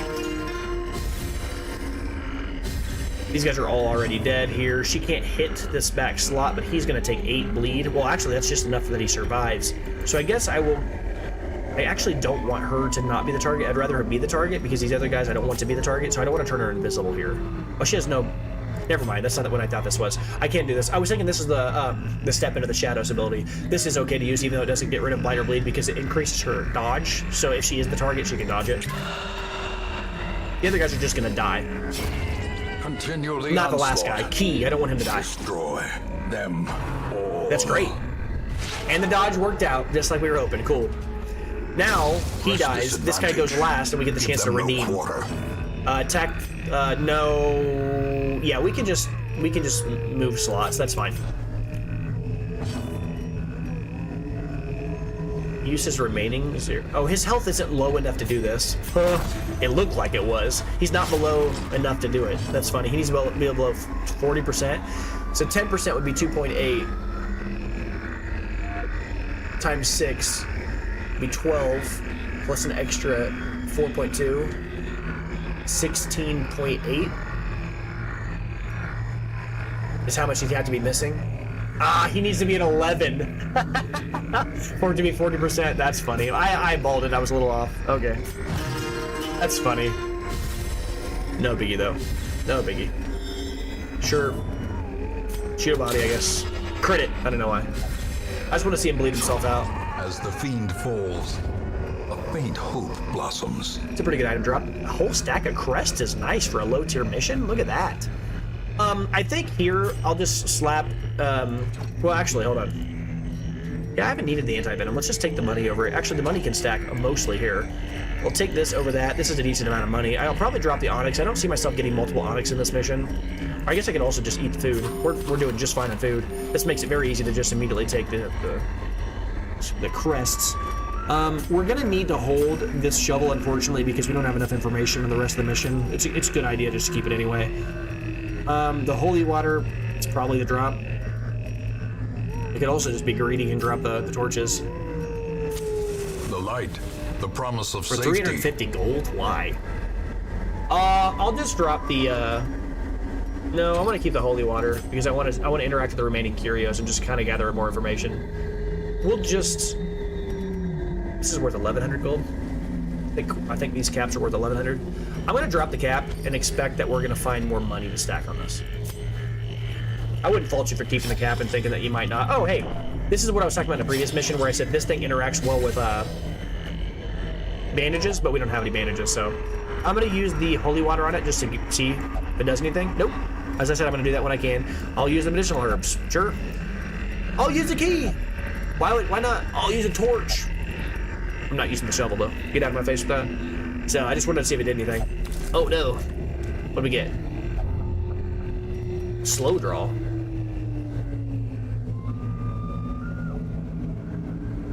That actually really sucks. That's a terrible quirk on him. That's an easy removal, though. I guess slow draw makes sense on him, or makes sense on that curio because it's a bunch of cobwebs. So he touched it and he got covered in webs. But that's gonna stick with him forever. All right, so we'll lock unyielding and we'll get remove a slow draw next week with him probably. No biggie. Oh, I keep missing folks that are jumping into chat. Yo, what's up? Nice stream. Keep it up. I really enjoy this game. I would love to play together. I'm also a streamer. Please add me in Discord. Yeah, I'm really. When I see that, I was like, because I missed another person in the chat. Sometimes I miss it because I'm just kind of playing the game and I miss when people jump in. But like, I don't know about joining random Discords and all that stuff. I don't know if that's how people are doing that kind of stuff nowadays. But to me, it just feels kind of like iffy. Like people are trying to get your info or something. I don't know. I might be overthinking that. Oh, great! Oh, look, there's another one. Wow. A handsome reward for a task well performed. I just thought that was food. Trying to start eating it. Whatever. Got a disease on it this time? He dodged the disease. This dude has 40% disease. I was gonna say he'll 105 bleed resist. This dude is crazy. 105% bleed resist. I didn't even know you could get to 100%, let alone 100 and go over it. That's so funny. All right, well, another thing that we can't interact with profitably. That's fine. I don't really care that much. She's gonna interact with this and remove that stress. The thing is, those bodies, I'm not just interacting with those bodies for no reason. There is a non-zero chance that you can find treasures on them. It's just that they're most likely, you're going to get the most value out of them if you have bandages. And I could have brought 3 bandages, but how many times have we come to this mission on long missions and not seen a dead body or like seen one of those like webbed tree things? And now we found 3. Okay, you know, it happens. All right, he just got the buff because he went under 40% health. Which is awesome because now we're about to go into a fight. That's so funny. His health went under 40. Ooh. Ooh. This guy hits really hard. Well, the dog doesn't normally hit that hard. That's crazy. But this is not good because this guy hits like a truck. So getting this guy to 0 with the this isn't good. Kill the dogs again. This is actually kind of scary. He might die, guys. He might die. I hope not. We're gonna grape shot blast. Double dodge is gross. Sure.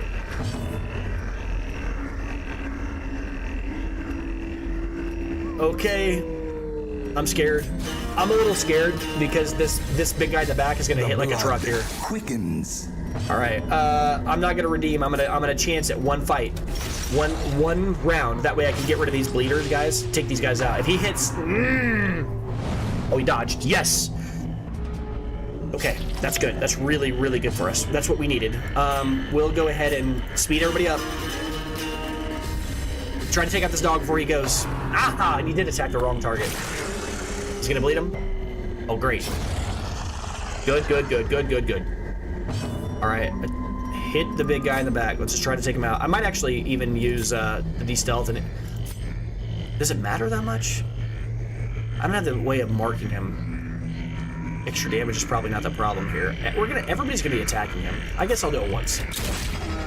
The extra raw damage. This guy just has 100 health. All right, so we're gonna hit. He's not bleeding, so I'm gonna attack this guy with that big damage steroid I had. And then we're going to throw out. I can't throw flashing daggers at it. Doesn't do anything. Eradicated. Great time to lock in there. Now, if he tree branches our frontliner. Oh. How quickly the tide turns. That's not that bad. It's a little annoying, but not that bad. What I was saying was if he spored him and then also hit him with blight, then it's trouble. Because at that stage, can this guy use redeem from slot 4? He can, never mind. I was gonna say then I wouldn't be able to actually get him back in the front. Well, this is okay. As I've talked about multiple times, it's no big deal to have my flagellant in the back slot because he gets to the front super quick. Semantics with him. He doesn't really care what slot he's in. Sure, and now you can finale, right? Yeah. Do I do it? Yeah. Precision and power. 32 damage! It's the first time we get the chance to use that to any level of efficacy here for a while. Now I'm going to go ahead and use Reclaim to heal 2 of us and undo that enormous amount of damage we've been taking. Oh, yes! He is showing his strength here. And then now you can tree branch, smack down whoever you want. I don't care. Hit for all of us. Probably hit our whole entire health bar, yeah. That's the scary part about this class. Or this dude, he hits hard, but we're okay. Unless he goes first, we're fine. The bigger the beast, the greater the glory. Hey, a ruby and a whole stack of gold. That's a really good drop. Continue adventuring. Now we're gonna heal her off death's door real quick. We don't want to heal her until we get. Yeah, we can only give her 4 anyways. You can see like the scary part about that enemy, right? Like he can get you to 0 instantly, but you got to remember he's like a mini version of the Prophet, right? When the Prophet gets you to 0, how do you deal with it? We'll just heal for a little bit.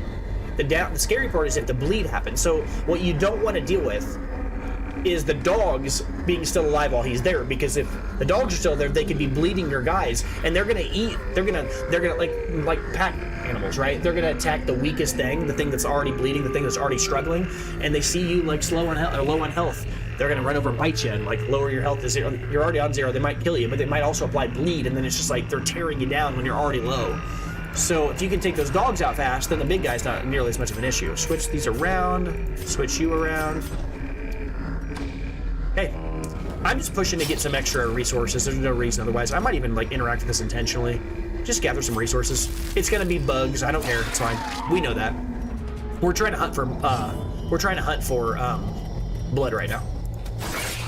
If we get the Crimson Curse, so be it. Our goal right now is to go beat the Crimson Curse mission, and that will be our next major goal. So who cares, right?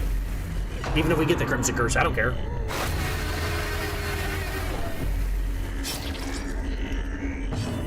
Alright, our stress levels aren't really that big of a deal, but I guess I can remove some. We don't really need the buffs, like the attack damage buffs and stuff. We already deal with an enormous amount of damage.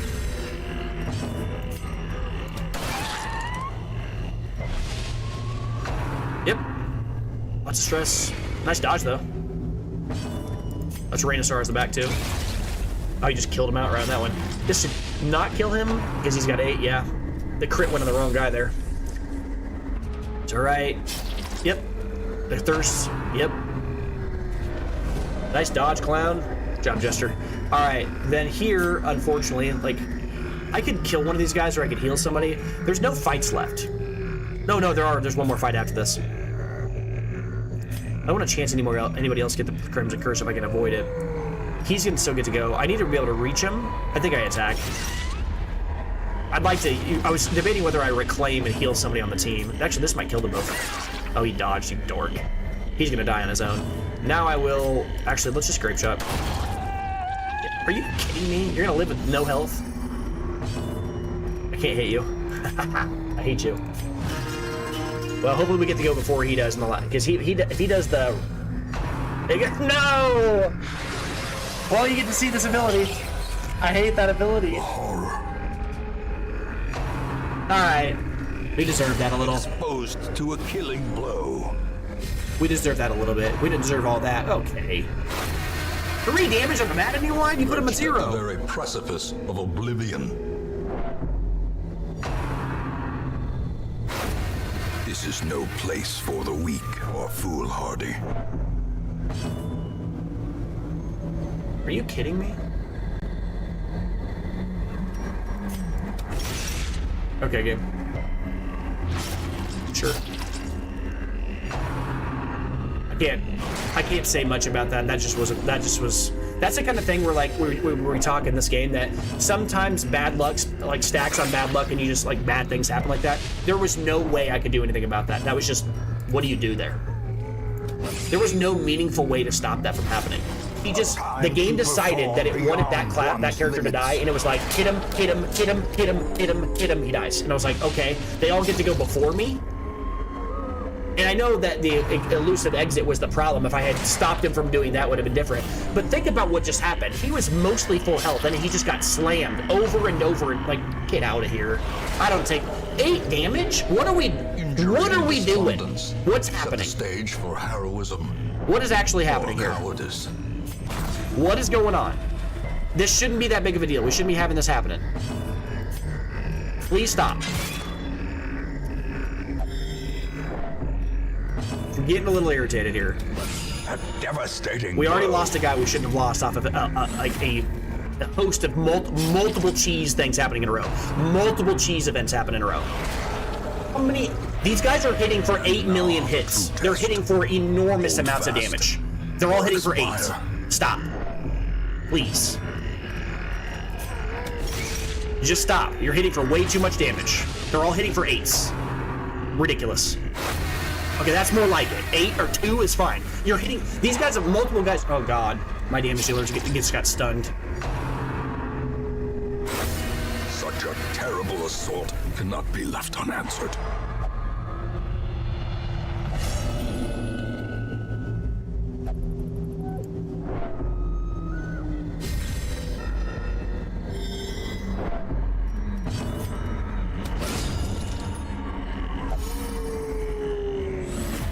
We're gonna be fine, but I'm irritated.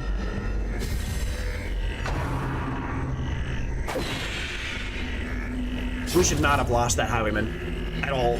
That was just cheese on the game's end. Like real cheese, like bad, like lots of cholesterol. But that's okay. I'm not gonna let it bum me out for the rest of the night. We've had a very good night otherwise. Okay. Nice dodge. Gonna kill him? Okay.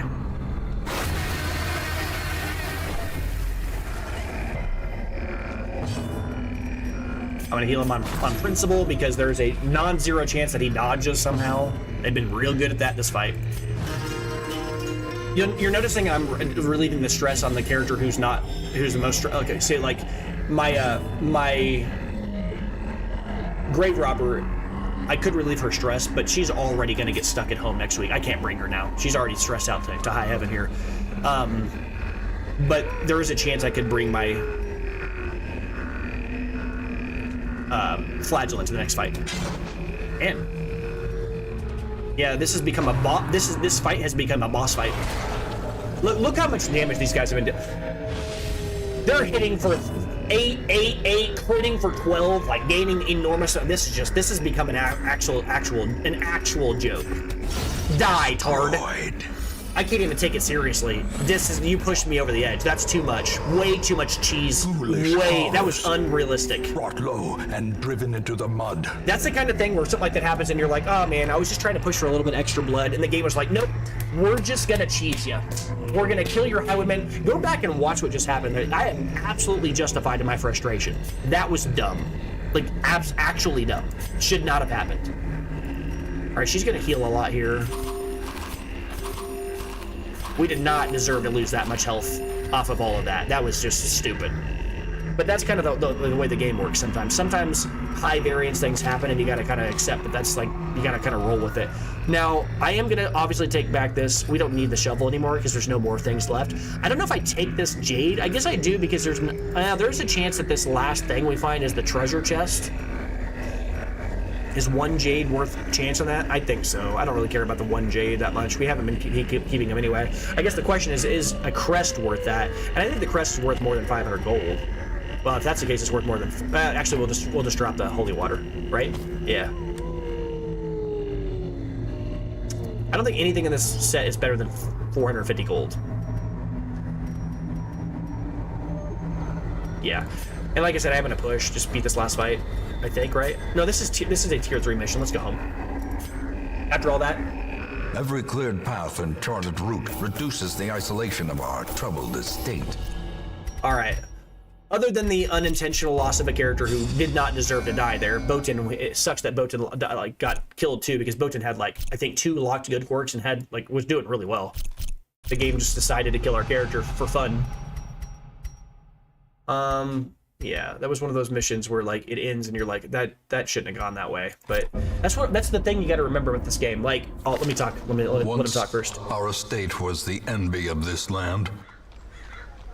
Okay, so one of the things that you have to remember about this game is in the very first week, the game has this little disclaimer. It says something along the lines of, remember that this game is about making the best out of a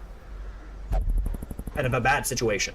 And it talks about how there will be situations where you lose characters or you feel bad because you lost a guy and you kind of just have to roll with the punches and all that stuff. As I said, like, this is a VOD, right? I'm just streaming my feelings, my frustrations. That's why I was like, come on, Tard. Like, you know, you saw me at the apex of my irritation there. I was just like, come on, man. Like, that I got really frustrated in that moment. And I don't feel bad saying what I said. It's one of those things where I'm kind of more explaining to the people that are watching this, whoever watches this, that, like, it's normal to feel angry there. But, like, bouncing back is the whole point. Like, I'm no longer irritated. I was mad in that moment, but it's a character. Like, it's one dude. We're going to be fine. We've been slowly curating a list of good guys over the course of the game, and that's what you expect. You're going to lose guys. And then later on, we're going to lose more guys, probably, right?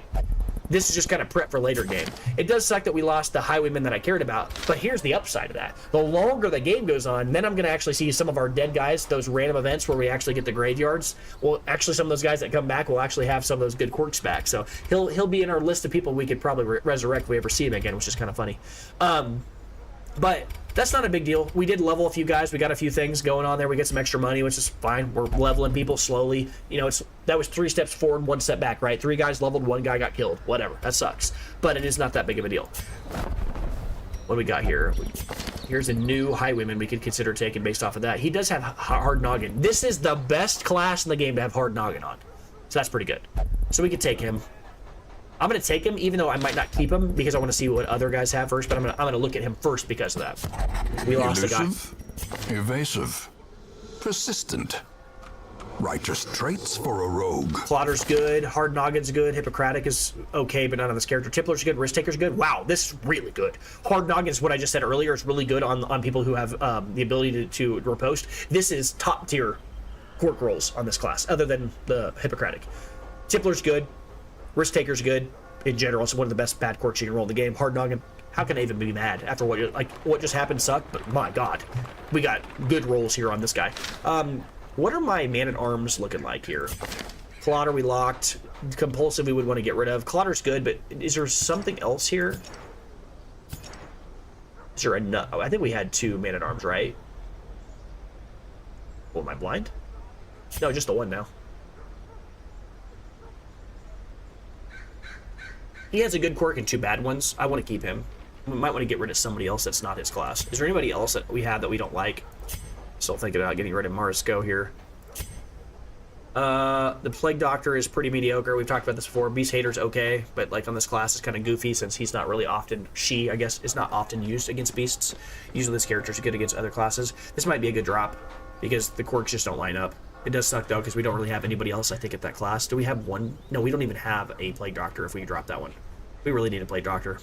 It's okay, though. Later in the game, we'll find some, because as we start to level up the Stagecoach, once we get to the higher tier thing, like a higher tier experienced recruits, which we should be leveling this. I can level them both. Let's do it. Great heroes can be found even here, in the mud and rain. Now we will see higher tier ones roll. We won't get as many as we would have if we had selected the Stagecoach network increase, but that's okay. So now we're going to start seeing higher tier ones, the same amount, but like higher tier ones in that group. The Yips. Oh my God, Yips. Hard Noggin, yeah, we want that. Clotter's good too. We would like to take him if we can. Didn't we actually? Oh yeah, Dupe Squire. Dupe Squire's insane. And I think we threw our old. Yeah. So let's look and see, like, okay, hold on. We do have 2 people that are worth taking here, so I'm going to do this real quick. See who I want to take. Make sure that I don't have to do this for my next episode here. I guess, is Pont who I'm going to get rid of? She locked Nocturnal, which I hate, and she's got, yeah, let's get rid of her. Pont locked bad quirks. I already said I wasn't too excited about her, and she locked bad quirks. Nope. All she has is thick-blooded. This is a lot of money for somebody I don't really care that much about. So you're an easy to throw away because you also have the Crimson Curse. See ya. Slumped shoulders, wild eyes, and a stumbling gait. This one is no more good to us. Now the question is, I just took the Man-at-Arms. Now the question is, who else do I drop in order to take this Houndmaster if we're going to? Because Off-Guard's bad, but Clotter is really good. So, who do I want to drop for that? I guess I should come in here real quick and look at people who I want to get some relief for. If we're going to put you in some kind of relief, it's going to be like this, because you can only relieve yourself from Penance Hole. And then for you, you'll only drink, right? Oh, no, that's not who you are. That's okay. But it doesn't matter either way, because you were going to drink either way if I could get you to. Alright, after that, I don't think there's anybody else really to, like, worry about. Yeah, there's not. So now we want to ask ourselves about, like, the classes that are left over, keeping in mind that we have... Oh, yeah, we have three... Yeah, he locked Slow Draw. We need to remember before we take him next time that we want to get rid of Slow Draw and lock Unyielding. He's got Warrior of the Light. Witness is a good one. He still hasn't locked that, which is unfortunate, but that's okay. I do want to get rid of Tuckered Out because it's kind of irrelevant. Yeah, we want those. Luminous we like, Compulsive we like. Or not Compulsive, I say Luminous we like, Compulsive we'll get rid of. It's pretty easy. Early Riser's good, Bad Gambler's a good one, Fair Weather Fighter's irrelevant here. We got one good quirk on this one. Okay, so this character's got Winded, which is good. On Guard, which is good. Evasive, which is whatever. Sitiomania is not. Okay, so in this character, we would spend a week locking On Guard and getting rid of Sitio. Like, if that's the same amount as the other character we're about to pick up. We don't like this character at all. Unyielding, well, I say it's not terrible. Unyielding is, like, I said before, I think it's like a upper B tier. This guy's list, he's saying it's the very bottom of tier A, which is like, I said upper B tier. I guess that's probably the same thing. I just don't really care about the rest of these quirks, though. Unyielding's fine, though. I mean, maybe there's somebody that's worse, possible, but we'll check. Quick Reflexes is good. Got the S tier on that one. This character's got an S tier. Character's got an S tier as well. So we knew these characters had S tiers. I have a lot of these flagellants, but I'm just going to keep them when they have S tier quirks here. Clotter's good. Compulsive, well, we just talked about this class. We want to keep him. Warrior of the Light. Second Wind. Beast Slayer, I mean to say. It's good. Autotrot. Well, we have to keep these guys now. We just lost our other guy. Makes me sad, actually. Fragile, or I'm sorry, Hard Noggin again is like it's like a good, this guy is saying it's at A tier, but like a lower A tier quirk. I think it's really good on this class, though, because this class is oftentimes using Duelist Advance. So he can't be stunned, which is really good. So he can constantly do his thing. Eldritch Slayer's great. Beast Slayer and Luminous, really good here. These guys are good. We like them already. This is good. Antiquarian has Natural Eye, which is whatever, and thick-blooded, and is costing us blood per week, and it's not going to be used for quite some time. I am really considering dropping her. She's just not necessary to keep her. We're not going to beat the Siren for quite some time. We're not going up against her. I don't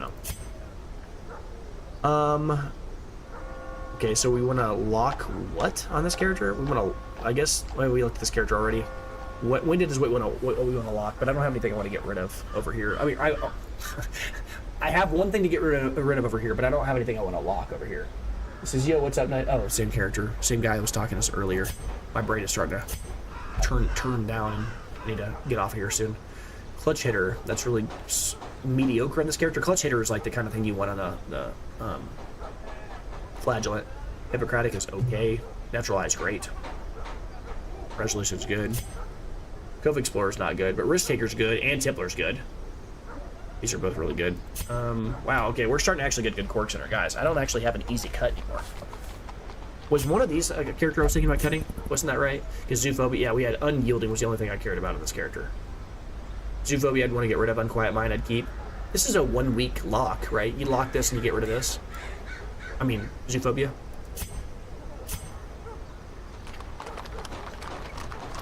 Not so easy anymore. We're actually starting to get into a point where, like, the characters we see are characters who are all pretty okay.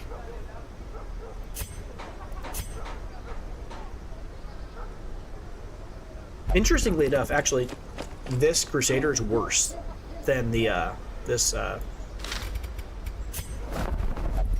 Houndmaster, because, well, not worse. Never mind.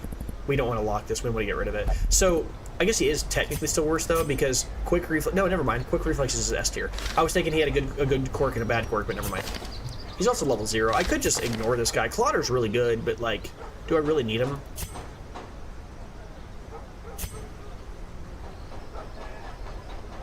Elder Trader's just so strong. Photomania is just so strong. Or the Light's solid, but this character also does raw damage, so it makes the most sense on his class. Beast Slayer's also really good. We talked about that.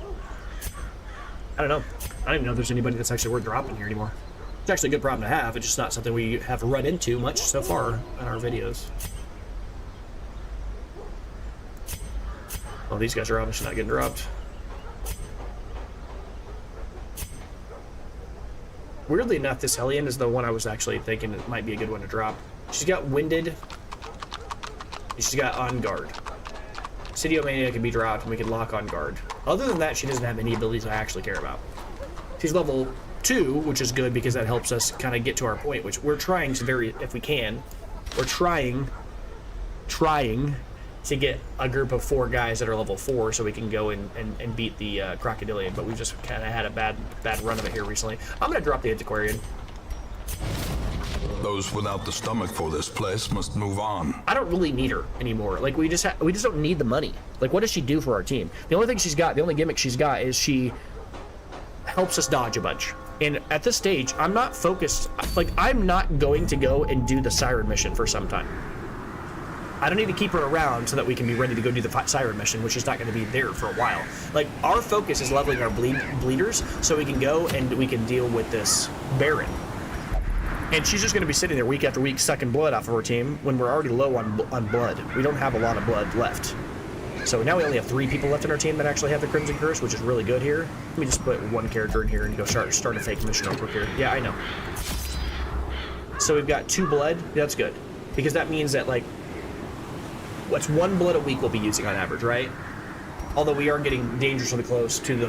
When you get to the final week, when you only have 1 stack of blood, there's no guarantee they won't all trigger simultaneously, so you still got to be careful.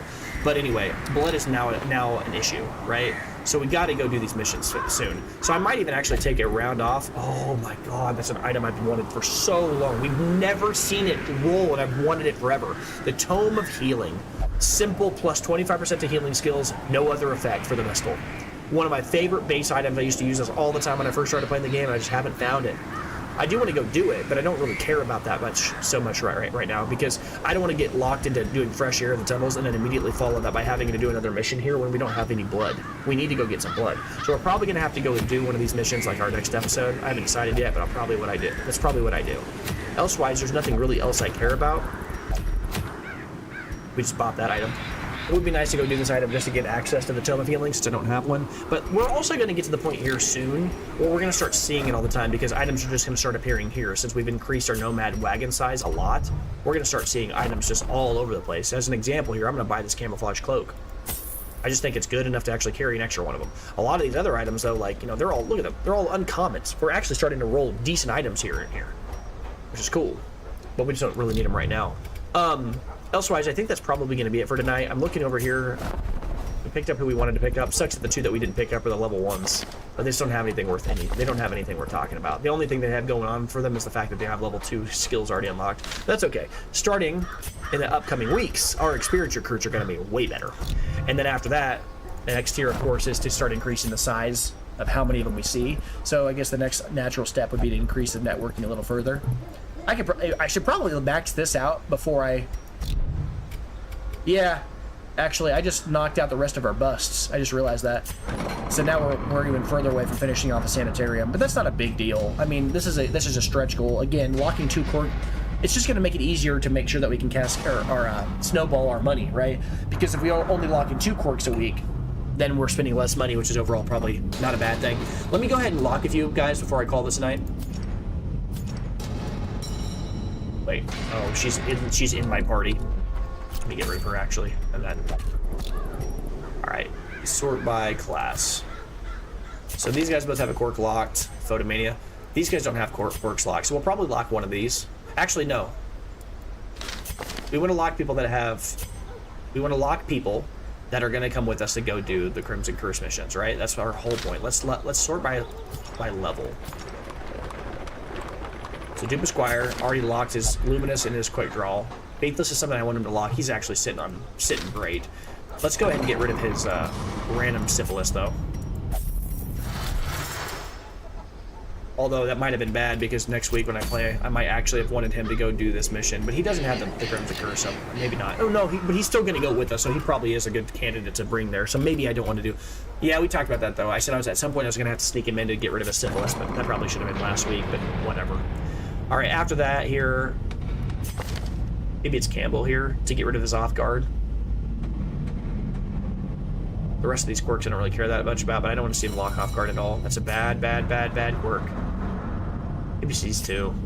Although I can't do that though, because if I do that, then this increases the chance of like the Crimson Curse. Dupe Squire already doesn't have it, so I can't pick people that have the Crimson Curse for locking this week. Let's pick Campbell here, and let's get rid of. I just don't think Slugger's that great in general, but I guess maybe I'm wrong. Oh, he's saying it's tier A. Wow. I mean, I think it's okay, but anyone with strong melee attacks? Yeah, well, okay. I guess this guy has strong melee attacks, but I mean, we haven't really used them. Most of the time when we attack... See, this is a 33% lower damage mod. This is a 50% lower damage mod. I don't want that on him. This guy doesn't really do any raw damage. Most of his damage comes from bleeding them. Balance is irrelevant here. He doesn't really have anything going on here. This week's just going to be a simple removal of his off guard if I throw him in here at all. This feels weird, removing off guard and then having nothing else to... I just don't like... I'm not doing that. I don't like wasting a whole week on somebody like that and then feeling they didn't get anything out of it. Slow Reflex is the obvious removal here. We don't care about Torn Rotator as much, but Eldritch Slayer is insane in this class because he already wants to kill the Eldritch, and Eldritch Slayer is the better of the two, so he's going to be... Remember, he also has... This is actually an incredible quirk on him, because his base ability, like on his Sacrificial Stab, has lower... He's level 2 on this, and he only has accuracy 85. This is going to make him have accuracy 95 against the Eldritch, which is his whole thing. He wants to kill them, so this is really good on him. What did I select here? Remove... Slower, yeah. Torn Rotator, though, although that does feel bad, though, because then I select that. Now he's going to do less damage from his melee attacks. But Slow Reflexes is always bad, so we'll do it this way. After that, pick somebody. I don't really care. I guess this would be an okay one to do. Hot Trot and get rid of Torn Rotator. You know, because he can do melee things. Or I could remove Misses the Spot. That's reasonable too. I do want to lock Beast Slayer at some point, but it's just like he's already got. I've already got a few of those guys. I don't have any of these guys have it. Like I don't either. Neither of my Shield Breakers have a locked ability yet. So it's probably like, oh, she doesn't need a lock. I think she doesn't have a bad quirk. Bad Gambler's a good one to lock. So I'm gonna put in the Shield Breaker Bercy. She's already level 1. She's got all her stuff unlocked, so she's a pretty good investment here. Drop this in there, lock Luminous, and get rid of probably Compulsive. That's more annoying than Slow Reflexes. Slow Reflexes is bad, but it's not as bad as Compulsive. And that's it. And okay. And as you can kind of see, like, we just lost a character, which feels bad. It really does, especially since he was like level 2. He almost level 3. No, he was level 3. He was level 3 and he had 2 locked quirks and he was rolling good things. Things were going real well. I think he had Photomania and like Hot Trot, or I don't remember what he had. But the point is, though, it sucks whenever you lose a guy like that. And it feels really bad because you put all that investment into him. But like, I lost him. It's almost like the stock market, honestly. Like, you lose, but then you gain on like 80% of your characters, and like you lose 20%, and then you just accept it. And it's like, it's gonna happen, but I'm gonna roll with the punches and accept that. But anyways, that's gonna be it for me for tonight. I don't have a lot else I want to say for tonight. I think we're good. We did some work here. Snuck in an extra episode on a Monday night when I don't normally play on a Monday night. So it's gonna be it, I think. So, but yeah, I'm gonna do my outro real quick for those of you that are watching these long suckers. So that's gonna be it for me for tonight, guys.